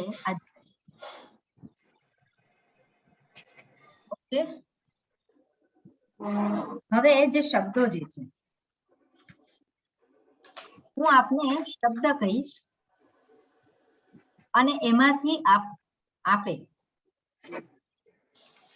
કયા કયા વર્ણ છે એમાં એ આપે મને કહેવાનું છે. અને આ સામે જ રાખજો, વાંધો નહીં, પણ કયા કયા વર્ણ છે એમાં એ આપે મને દર્શાવવાનું છે. એમાં જે મેં કહ્યું કકાર ખકાર ગકાર ઘકાર અને સાથે સાથે જે સ્વર છે આ ઈ ઈ ઉ આપણે અત્યારે આ 6 સ્વર જોઈએ છે. બીજા સંયુક્ત સ્વર છે એ ઓ એ સંયુક્ત સ્વર છે, એની અત્યારે પ્રેક્ટિસ નથી કરતા, પણ અત્યારે આપણે જોઈએ જે સામાન્ય સ્વર છે એ. એટલે ધારો કે શબ્દ છે કમળ. શબ્દ છે કમળ. કમલ. ગુજરાતીમાં કમળ કહીએ, ગુજરાતીમાં આપણે શું બોલીએ કમળ, પણ સંસ્કૃતમાં હું કમલ કહું તો આપણને થાય ક શબ્દ છે, શું બોલ્યા. ગુજરાતીમાં હું બોલું કમળ તો તરત આપણને ક્લિક થઈ જાય, પણ સંસ્કૃતમાં આ કયો શબ્દ છે, કારણ કે આપણે આવી રીતે બોલતા નથી. એટલે ગુજરાતીમાં જેવી રીતે બોલીએ છીએ એવી રીતે સંસ્કૃતમાં બોલાય નહીં. એટલે કમલ શબ્દ જ્યારે કહું ત્યારે એ જે ક એમાં કયા કયા વ્યંજન અને સ્વર એડ થયેલા છે અને શબ્દ બન્યો છે એ આપણે જોઈએ. પહેલા એનું દર્શાવી દઉં. કમલ એમાં કકાર છે અને સાથે અ સ્વર છે. એમાં અકાર બોલી શકાય પણ અ બોલીએ તો વધારે સારું. કકાર અને અ એટલે બને ક. મકાર એટલે શું થાય મ. અને લકાર વત્તા અ એટલે લ. એટલે બધાને ખ્યાલ આવી ગયો. કમલ. હવે જે શબ્દ હું બોલું એનું તમારે આ પ્રમાણે એની પાછળ કયો સ્વર છે એ તમારે મને કહેવાનું છે. હવે એ બધા મને દેખાતા નથી, હવે કઈ રીતે દેખાય.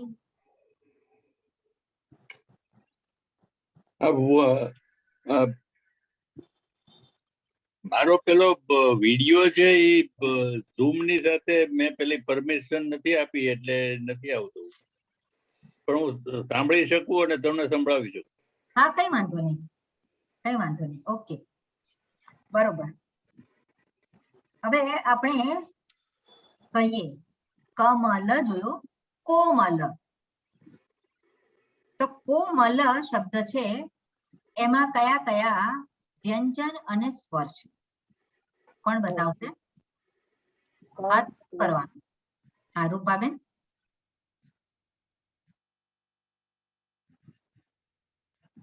આપનું માઇક ચાલુ કરવું પડશે. જી. ખોડો ખોડો ક ખોડો નહીં, શું બોલવાનું એને? કકાર. કકાર. કકાર. બરોબર. હવે એને આપણે એવી રીતે ઓળખીશું કકાર. પછી વાંધો નહીં, કોઈક એવી રીતે બોલી જાય તો પણ વાંધો નથી, એમ પણ હું સુધારીશ. જી કકાર. કકાર પ્લસ ઓ પ્લસ મ નહીં, પ્લસ શું થાય? મ કેવી રીતે બન્યું છે? મકાર. મકાર મકાર પ્લસ અ અ પ્લસ લકાર ઓકે પ્લસ અ વેરી ગુડ. તો કોમલ શબ્દ જે છે બધાને ક્લિયર?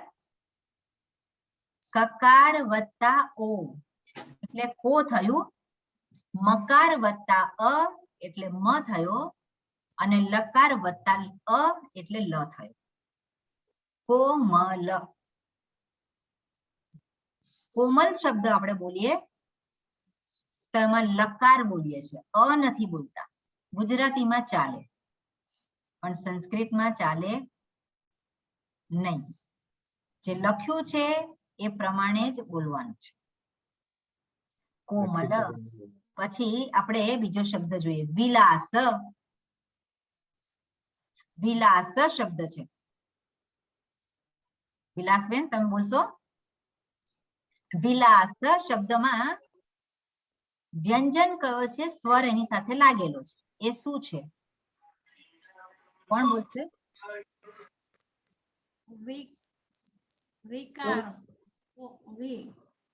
હા, વી કેવી રીતે બન્યો છે વિલાસબેન? વી કેવી રીતે બન્યો છે? ઓકે ભાવિની આપ બતાવો. વકાર પ્લસ ઈ કયો ઈ? Short short. રસ્વઈ. રસ્વઈ રસ્વઈ. પછી લ પ્લસ આ નહીં, લકાર પ્લસ આ લકાર પ્લસ આ અને સકાર પ્લસ અ. બસ આવી રીતે. એટલે આ સ્પષ્ટ આપણને હોવું જોઈએ, કારણ કે ગ્રામરમાં જે રૂલ્સ આવશે એમાં છેલ્લે અકાર હોય તો શું કરવાનું, છેલ્લે આ હોય તો શું કરવાનું, છેલ્લે અનુનાસિક હોય તો શું કરવાનું, એ આપણને સ્પષ્ટ હોવું જોઈએ. અની પહેલા કયો છે? આપણે વિલાસ શબ્દ લખીએ અને એમાં સ જે છે આપણે બોલીએ એવું જ લખીએ તો સ જે છે એ તો સકાર થઈ ગયો. તો સકારની આગળનો અક્ષર કયો હોવો જોઈએ? એને આધારે નિયમ હોય. તો એ નિયમો જે છે એને માટે આ સ્પષ્ટતા જરૂરી છે કે સકારની આગળ અ આવતો હોય છેલ્લે તો આ નિયમ લાગુ પડે. એટલા માટે વિલાસ શબ્દ. ઓકે. ધવલ. આપના બધાના નામ છે એને આધારે જોઈએ. ધવલ. તો કોણ કહેશે? ઓકે અંજલિબેન. ધકાર પ્લસ અ, વકાર પ્લસ અ અને લકાર પ્લસ અ. શું કહ્યું?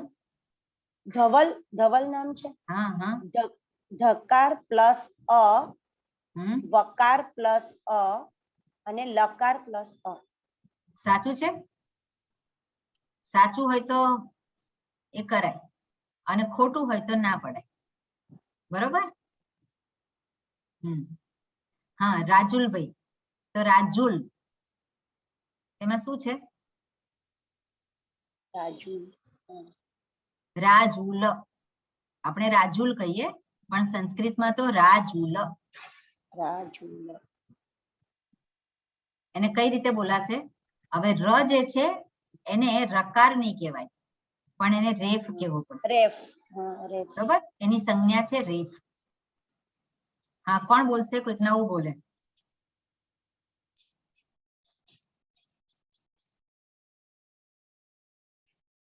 પ્રજ્ઞાબેન આપ બોલી શકશો? હા ટ્રાય કરું. રેફ પ્લસ આ પ્લસ જકાર. નહીં, પ્લસ જકાર નહીં બોલવાનું. હા એ પ્લસ આ એટલે એક પૂર્ણ શબ્દ, પૂર્ણ અક્ષર થઈ ગયો રા. રા. પછી હવે બીજો અક્ષર છે. હા હવે જકાર વત્તા ઉ. બરોબર. રસ્વ ઉ. ઉકાર પણ કહી શકાય. જકાર વત્તા ઉકાર. ઉકાર અને લકાર વત્તા અ. લકાર વત્તા અ. બરોબર છે? નીલા. નીલાબેન આપ બોલી શકશો? નકાર વત્તા ઈ દીર્ઘ વેરી ગુડ, નકાર વત્તા આ વેરી ગુડ. તો નીલા કેવી રીતે બોલવાનું એને? નીલા, નીલા નહીં પણ નીલા. ઓકે, પછી આપણે શબ્દ જોઈએ અંજલિ. અંજલિ એમાં અંજલિ બતાવશે.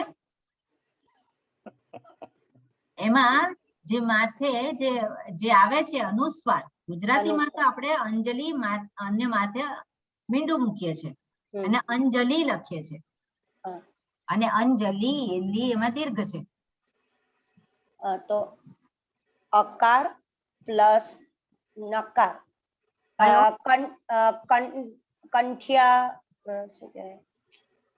કંઠ્ય વર્ગનું, કંઠ્ય વર્ગનું અરે નહીં આવે, કુવર્ગનું એ નહીં આવે. ક વર્ગનું ના આવે. ત્યાં જે છે હા હા તાલવ્ય યકાર આવશે. તાલવ્ય તાલવ્ય તાલવ્ય યકાર આવશે, તાલવ્ય. બરાબર? કારણ કે જ છે પાછળ. હા હા પાછળ બરાબર. જે છે એ જ છે. ક વર્ગનો કોઈક અક્ષર હોત તો ઉપરનો આવત નકાર. હા. પણ આ જે છે એવું પાછળનો વર્ડ જોવાનું, એ પાછળ એટલે વર્ગ કયો છે એ જોવાનું. એ જોવાનું. અચ્છા. એટલે અંજલિ. હા બોલો. હા તો અકાર પ્લસ નકાર કાર નથી, તાલવ્ય એને બોલાય યકાર. ન્યકાર ન્યકાર હા અનુનાસિક હોવું જોઈએ, હા. અનુનાસિક. જી પછી આગળ અકાર પ્લસ ન્યકાર પ્લસ જકાર, સોરી જકાર પ્લસ ઓકે, અને લકાર પ્લસ દીર્ઘ ઈ. Very good. ઓકે, બસ તો બધાને આવડી ગયું છે. તો હેમાલીબેન આપ બોલી શકશો?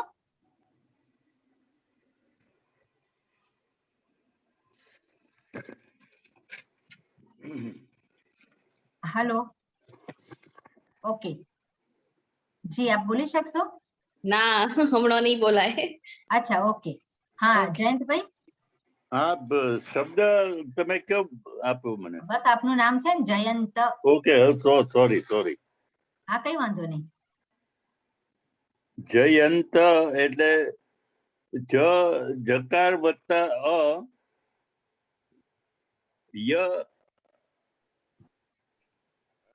એટલે ય ખોડો આવે અને એટલે એની સાથે યકાર આવે. કહેવાય ને, ય ખોડો એટલે યકાર.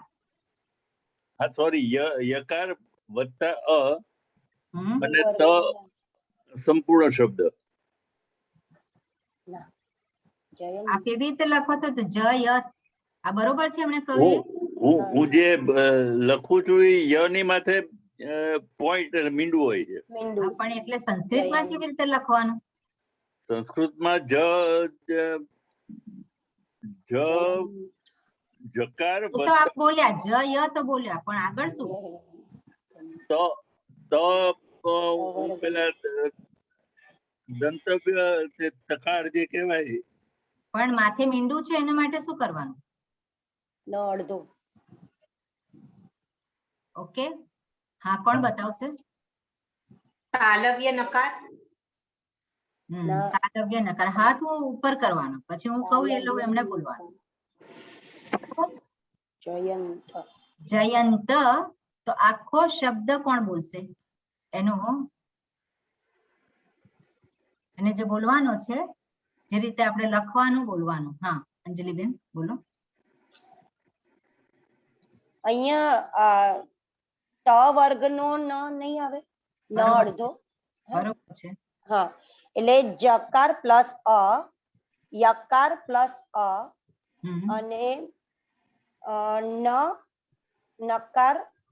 પણ એ અડધો કેવી રીતે બોલવાનું? આનું અડધો જ બોલીએ છે ને આપણે, જે બોલીએ હા, છીએ એટલે લખવાનું છે. જોડાક્ષર છે, જોડાક્ષર છે. હા એટલે એને કેવી રીતે લખાય એમ કે નકાર પ્લસ તકાર. હા નકાર પ્લસ તકાર. પ્લસ અ, હા, નકાર પ્લસ તકાર પ્લસ અ. હા, જેવી રીતે સક્રિય, સક્રિય શબ્દ છે તો એ કેવી રીતે લખાશે? સકાર વત્તા અકાર ક્રિય. તો ક્રિય એમાં આપણે પહેલા કકાર બોલીએ છીએ, પછી રેફ બોલીએ છીએ અને પછી ઈ બોલીએ છીએ. ઈ. હા, બરોબર ને? જે બોલીએ છે એ પ્રમાણે જ લખવાનું છે, એટલે એમાં કન્ફ્યુઝન ના થવું જોઈએ.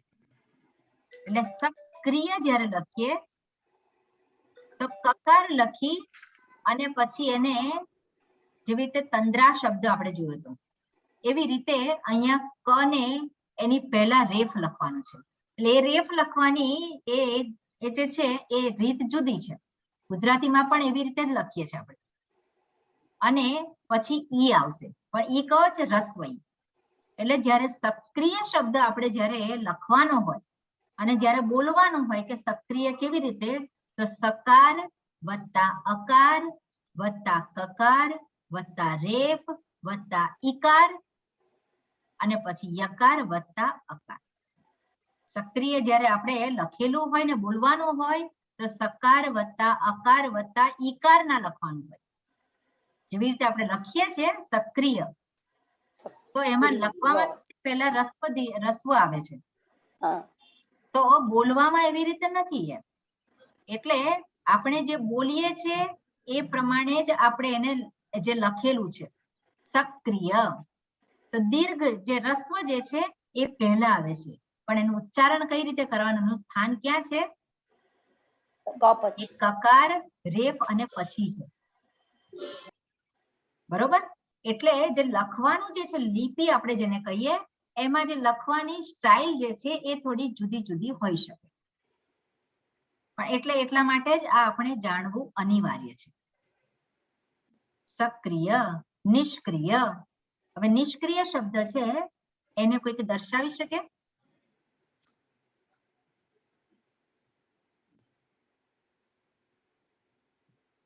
રૂપાબેન, પ્રયત્ન કરો. નકાર પ્લસ ઈ, સોરી ઈકાર પ્લસ ઈકાર પ્લસ શકાર. નહીં, જે બોલીએ છીએ એ પ્રમાણે જ આપણે એક એક અક્ષર જે છે આપણે જોવાનું, એક એક વર્ણ જોવાનું. લખી લઉં પછી. હા, સુધી કોણ બીજા કોઈને દર્શાવી શકશે? નિષ્ક્રિય, રાજુલભાઈ પ્રયત્ન કરાય આપણે. નકાર જી, પછી ઈકાર વેરી ગુડ. પછી શકાર. કયો શ છે? શ છે એ મૂર્ધા. Very good. શકાર પછી ઈકાર નહીં. કકાર. જો બોલીએ છીએ યકાર, આપણે એ પ્રમાણે યકાર. જ આપણે ધ્યાન રાખવાનું છે. યકાર યકાર નહીં. નિષ્ક્રિય. શકાર બોલ્યા, આ બોલ્યા પછી શકાર પછી શું બોલીએ છીએ આપણે? કયો વર્ણ આવે છે? ક કકાર. બરોબર? કકાર. કકાર હા, આવે. કકાર. પછી પછી આવે છે ય ને આપણે જે બોલીએ છીએ શબ્દ એમાં જ આપણે જોવાનું. યકાર યકાર નહીં. તાલવ્ય ય. જો નિષ્ક્રિય શબ્દ આપણે લખીએ તો નકાર વત્તા ઈકાર, એ તો બરોબર છે. હા, પછી શકાર. હું જે બોલું છું એની પર બધા ધ્યાન આપો. નિષ્ક્રિય, શકાર કકાર રેફ. નિષ્ક્રિય, ધીમેથી બોલવાનું આપણે. તો એમાં શેના પછી શું બોલીએ છે? પહેલા શકાર બોલ્યા, પછી કકાર બોલ્યા અને પછી રેફ બોલ્યા અને પછી ઈકાર આવે. પછી બરોબર? શકાર, રેફ, કકાર અને ઈકાર. ઈકાર જે છે એ હસ્વ છે. એટલે નિષ્ક્રિય અને યમાં યકાર અને રાજુભાઈ ય જે છે એમાં યકાર પ્લસ અ થાય. બરોબર ને? હા, એટલે અકાર. એટલે આ રીતે નિષ્ક્રિય. જી સ્વામીજી અડધો શ કે અડધો પ કે એવી રીતે જે હોય એને ખાલી શકાર એટલું જ બોલવાનું. શેને? અડધો શ છે જે નિષ્ક્રિયમાં હા તો ખાલી શકાર એટલું જ બોલવાનું. હા, ખાલી શકાર, કારણ કે જોડાક્ષર છે. એમાં સ્વર હોય તો આપણે સ્વર બોલવાનો, સ્વર ના હોય તો કેવી રીતે બોલાય? લખીએ છીએ આપણે તેમાં સ પછી સ્વર છે ખરો? મૂર્ધન્ય પછી સ્વર નથી, તેને બોલવાનું ના. પછી એના પછી ક બોલીએ છે તો કકાર પછી કોઈ સ્વર છે? સ્વર ક્યાં આવે છે? નિષ્ક્રિય શબ્દમાં સ્વર ક્યાં છે? નીમાં છે. પછી આખો શબ્દ જે છે સ્ક્રીન એમાં છે, અને પછી યમાં છે. તો એ સ્ત્રી જે આપણે બોલીએ છીએ એમાં જે સ્વર જે છે એટલે એક અક્ષર થયો. એટલે સકાર વત્તા રેફ વત્તા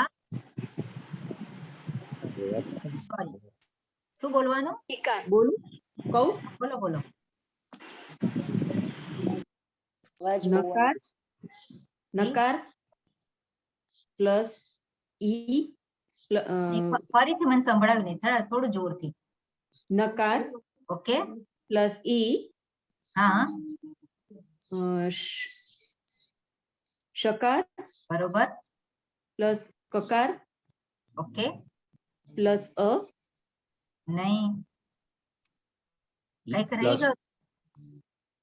પ્લસ રેફ સોરી રેફ રેફ અને પછી અકાર નહીં.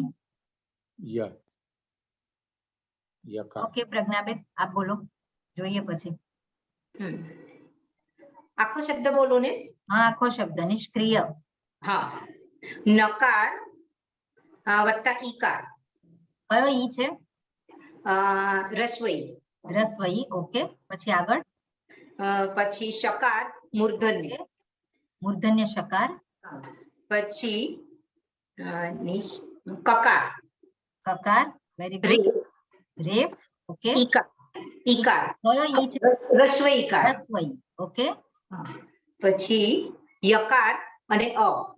Very good. હા, તો આવી રીતે આપણે આ જે શબ્દ હોય એ શબ્દમાં સ્વર અને વ્યંજનને જુદા કરવાના છે. એટલે તમારા માટે હોમવર્કમાં આ જે શબ્દો જે છે એને જુદા કરવાના રહેશે. એટલે આ આખું અઠવાડિયું જે હવે આવશે એ અઠવાડિયામાં હું જુદી જુદી રોજ એક્સરસાઇઝ આપીશ, અને એક્સરસાઇઝ તમારે કરી અને મને પર્સનલી મોકલવાની, આ ગ્રુપમાં નહીં. અને એમાં જે કંઈ ફેરફાર હશે, જે કંઈ કહેવાનું હશે મારે, એ આપણે પર્સનલી પહેલા આપણે ગોઠવીશું. હું તમને પર્સનલી જ બધી વસ્તુઓ જે કઈ છે, જ્યાં પણ ભૂલ થતી હશે કે કઈ શીખવાનું હશે તો હું પર્સનલી શીખવાડીશ. પણ આવતા શનિવારે આ ક્લાસ હોય ત્યારે ફરી પાછી આની ચર્ચા નહીં થાય. બરોબર? એટલે આખા વીક દરમિયાન આપણે આની પ્રેક્ટિસ કરવાની છે, અને પ્રેક્ટિસ તમારે રોજ કરવાની અને રોજ તમારે મને મોકલવાનું છે. બહુ બધા શબ્દો નહીં હોય, પણ આજનું આજે છે રેકોર્ડિંગ તમને હું મોકલીશ, એટલે તમને કઈ કન્ફ્યુઝન હોય તો ફરી પાછું સાંભળી શકાય, અને સાંભળી અને પછી તમારે એમાં એ કરવાનું. આ હોમવર્કમાં આપ શબ્દો આપશો આજે કે શબ્દો હું આપીશ, હું તમને મોકલાવીશ. અત્યારે બોલતી નથી, કારણ કે બોલવામાં અમુક વખત શું થાય કે દ્રસ્વ દીર્ઘનો કઈક ભેદ થાય.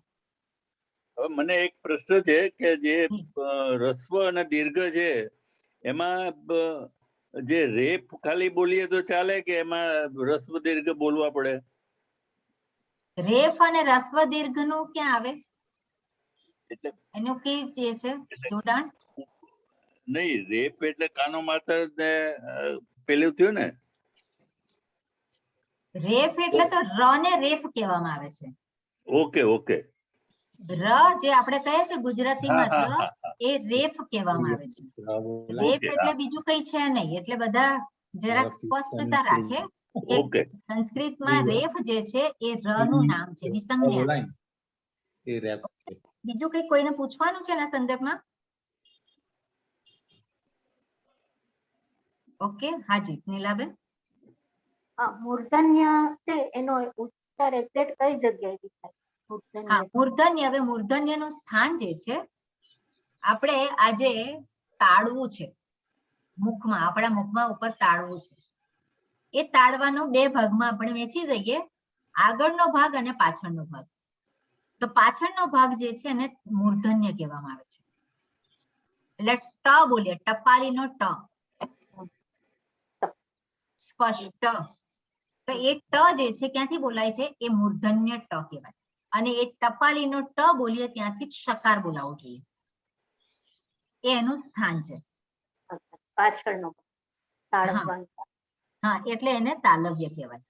ઓકે, બીજો કઈ ક્વેશ્ચન કોઈનો?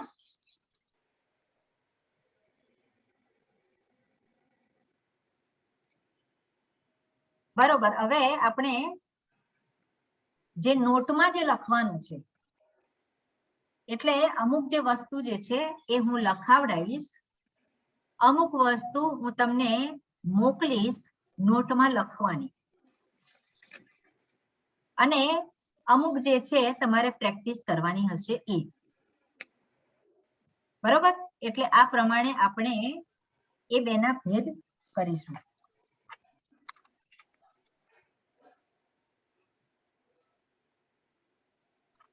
હા,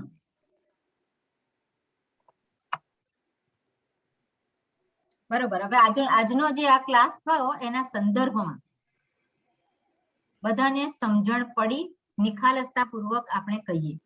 સમજણ ના પડી હોય તો પણ હું વધારે સરળતાથી હું સમજાવું એવું કંઈક કરું. એટલે જે કંઈ મેં ચલાવ્યું એમાં ના સમજણ પડી હોય, અઘરું લાગ્યું હોય એવું થયું છે ખરું? એટલે મારે જાણવું છે જરાક. ના, અઘરું તો નથી લાગ્યું, પણ એનું જે સૌથી પહેલી જ વખત આ પાછું ગ્રામરમાં આવ્યા હોય એટલે થોડાક હા, એ તો હવે ટેમ્પો જે છે ને એ થોડો વખતમાં પાછો આવી જશે. કારણ કે આટલા વર્ષો તો એમને ગયા ગ્રામર વગર, એટલે હવે આ ઓચિંતું આવે એટલે એમ એ કન્ફ્યુઝન થોડુંક રહે બસ. બાકી અઘરું તો નથી, અને બહુ સરસ રીતે આવે છે. મારે શરૂઆતનું મારે લગભગ નેટના પ્રોબ્લેમના કારણે અડધો કલાક કે પોણો કલાકનું જે સેશન જતો રહ્યો ને એના લીધે મને શરૂઆતમાં થોડું સમજવામાં તકલીફ પડી. બટ પછીથી ધીરે ધીરે તો કોપ અપ કરી લીધું. પણ જે રીતે સરે હમણાં કહ્યું એ પ્રમાણે કે ગ્રામર વર્ષો પછી આવી રીતે એકદમ જ ટચમાં આવીએ ને એટલે થોડુંક શરૂઆતમાં અઘરું ના કહેવાય, પણ એને ડાયજેસ્ટ કરવું થોડું અઘરું. બરોબર. એ થોડીક વાર લાગશે, એટલા માટે જ આ જે છે આપણે કર્યું છે એને આપણે આ રીતે ચાલુ એટલા માટે જ કર્યું છે આપણે. જી બિલકુલ બિલકુલ. એટલે એ બધું આવી જશે અને અઠવાડિયામાં આ વસ્તુ તમને ક્લિયર થઈ જશે એવું મને ખબર છે. જી જી જી. સ્વામીજી આમનું રેકોર્ડિંગ મળી જશે ને? કેમ કે મારે થોડુંક છૂટ્યું છે, મારે કામ હતું ને એટલે. હા, પાછું મારે રિવિઝન કરવું પડશે. રેકોર્ડિંગ મળી જશે અડધો કલાકમાં. Okay, thank you sir. એટલે આપણે કર્યું છે. પેલી વર્ણમાળાની પેલી તે તમે પીડીએફ માં મોકલશો સાહેબ? પીડીએફ તો મોકલેલી છે ને વર્ણમાલાની. અચ્છા, આપને નહીં મળી હોય પછી? સ્વામિનીજી એ બધા પાછળથી એડ થયા ને એટલે. બરોબર, કઈ નહીં તો અંજલિબેન ફરી પાછું મૂકી દેજો. મોકલી દઈશ. મોકલી દઈશ. હા, અને અમને જે હોમવર્ક આપવામાં આવે ને તમે કરેલું છે આનું રેકોર્ડિંગ? રેકોર્ડિંગ થાય જ છે. ઓકે, થાય છે તો પછી બહુ સારું. એટલે મેં પછી પેલું ઓડિયો કર્યું છે, પણ એમાં ઓડિયોમાં ફક્ત મારું આવે છે. સરે કીધું અડધી કલાકમાં મૂકી દેશે. બરોબર, તો પછી એ સાંભળી શકો તમે. હા, બધા જ મોકલી શકાશે. આપણા ગ્રુપમાં જ મોકલી દઈશું. છે. હવે આપણે ફેર નોટ અને રફ નોટ. રફ નોટ જે છે એમાં પ્રેક્ટિસ કરવાની છે. ગમે તેવી હશે તો ચાલશે, પણ ફેર નોટ જે છે એ ફૂલ સ્કેપ પેજની હોય તો વધારે સારું રહેશે તમને. અમને જે હોમવર્ક આપવામાં આવે ને શરૂઆતમાં પ્રેક્ટિસ માટે જવાબ સાથે આપો તો સારું રહેશે. જવાબ તો એટલે મારી સાથે તમે એ કરશો ને રાજુલભાઈ, હા એ જે એમાં જે છે એ તમારે હોમવર્ક કરી અને મને પર્સનલી વોટ્સએપ પર મોકલવાનું. બરોબર છે. હવે તમને નહીં ખબર પડી હોય તો હું તમને સમજાવીશ. ઓકે. એટલે કારણ કે જેને પેલું પણ ખ્યાલ ના આવ્યો હોય એને મારે સમજાવવું પડશે. આ તો અમે થોડી પ્રેક્ટિસ કરી લઈએ ને તમારા જવાબ સાથેની તો થોડું વધારે ક્લિયર થાય એમ. એ છે એટલે એ તમને થશે જ. તમે ફરી વખત આ રેકોર્ડિંગ સાંભળજો. એમાં બીજું સ્વામીજી આ અંજલિજી, પ્રજ્ઞાબેન, ભાવિનીજી છે, ચંદ્રિકાબેન આ બધા છે ને ઓલરેડી શીખી રહ્યા છે 4-5 મહિનાથી ગીતાના ક્લાસ હા, અટેન્ડ. એ મેં કહ્યું એમને વાત કરી. એ લોકો પણ જોશે પણ મારે એક વખત પર્સનલી બધાને જોવું છે. વધારે સેશન્સ અટેન્ડ કરે એટલે એ લોકોને થોડું જલ્દી કોપ અપ થઈ જાય. બાકી તમે લોકો હમણાં પહેલી વખત ક્લાસમાં છો તો તમને થોડી 1-2 સેશન પછી ખબર પડવા લાગશે વ્યવસ્થિત, એમ કહેવાનો મીનિંગ. બધું પછી ખબર પડવા માંડશે. છે. ઓકે, તો બીજું કઈ કહેવાનું છે? બસ તો પછી મળીએ રિવિઝન કરી લેશું. થોડુંક હા, છૂટી ગયું છે એટલે સ્વામિનીજી. થઈ જશે. હાજી.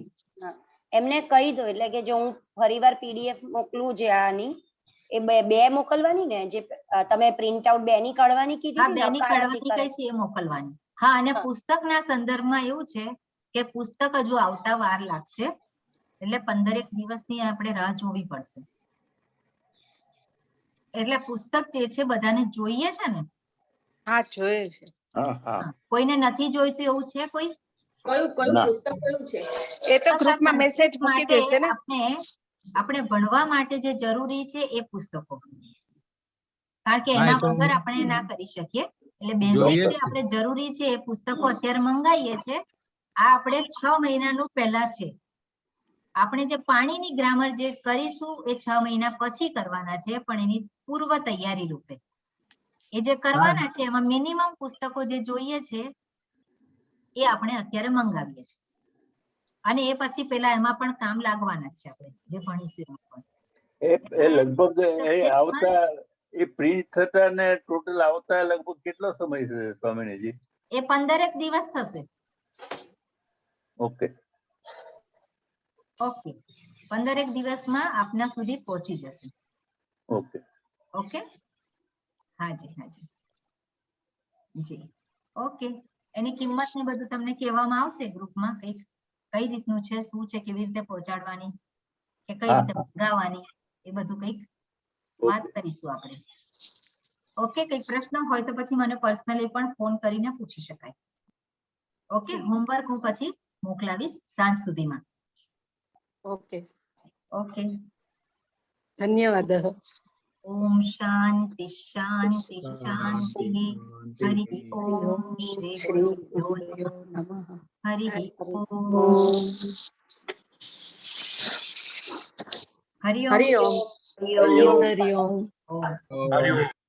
ઓમ. હરિ ઓમ. બધાને હનુમાન જયંતીની શુભેચ્છાઓ. હા, આજે હનુમાન જયંતી છે.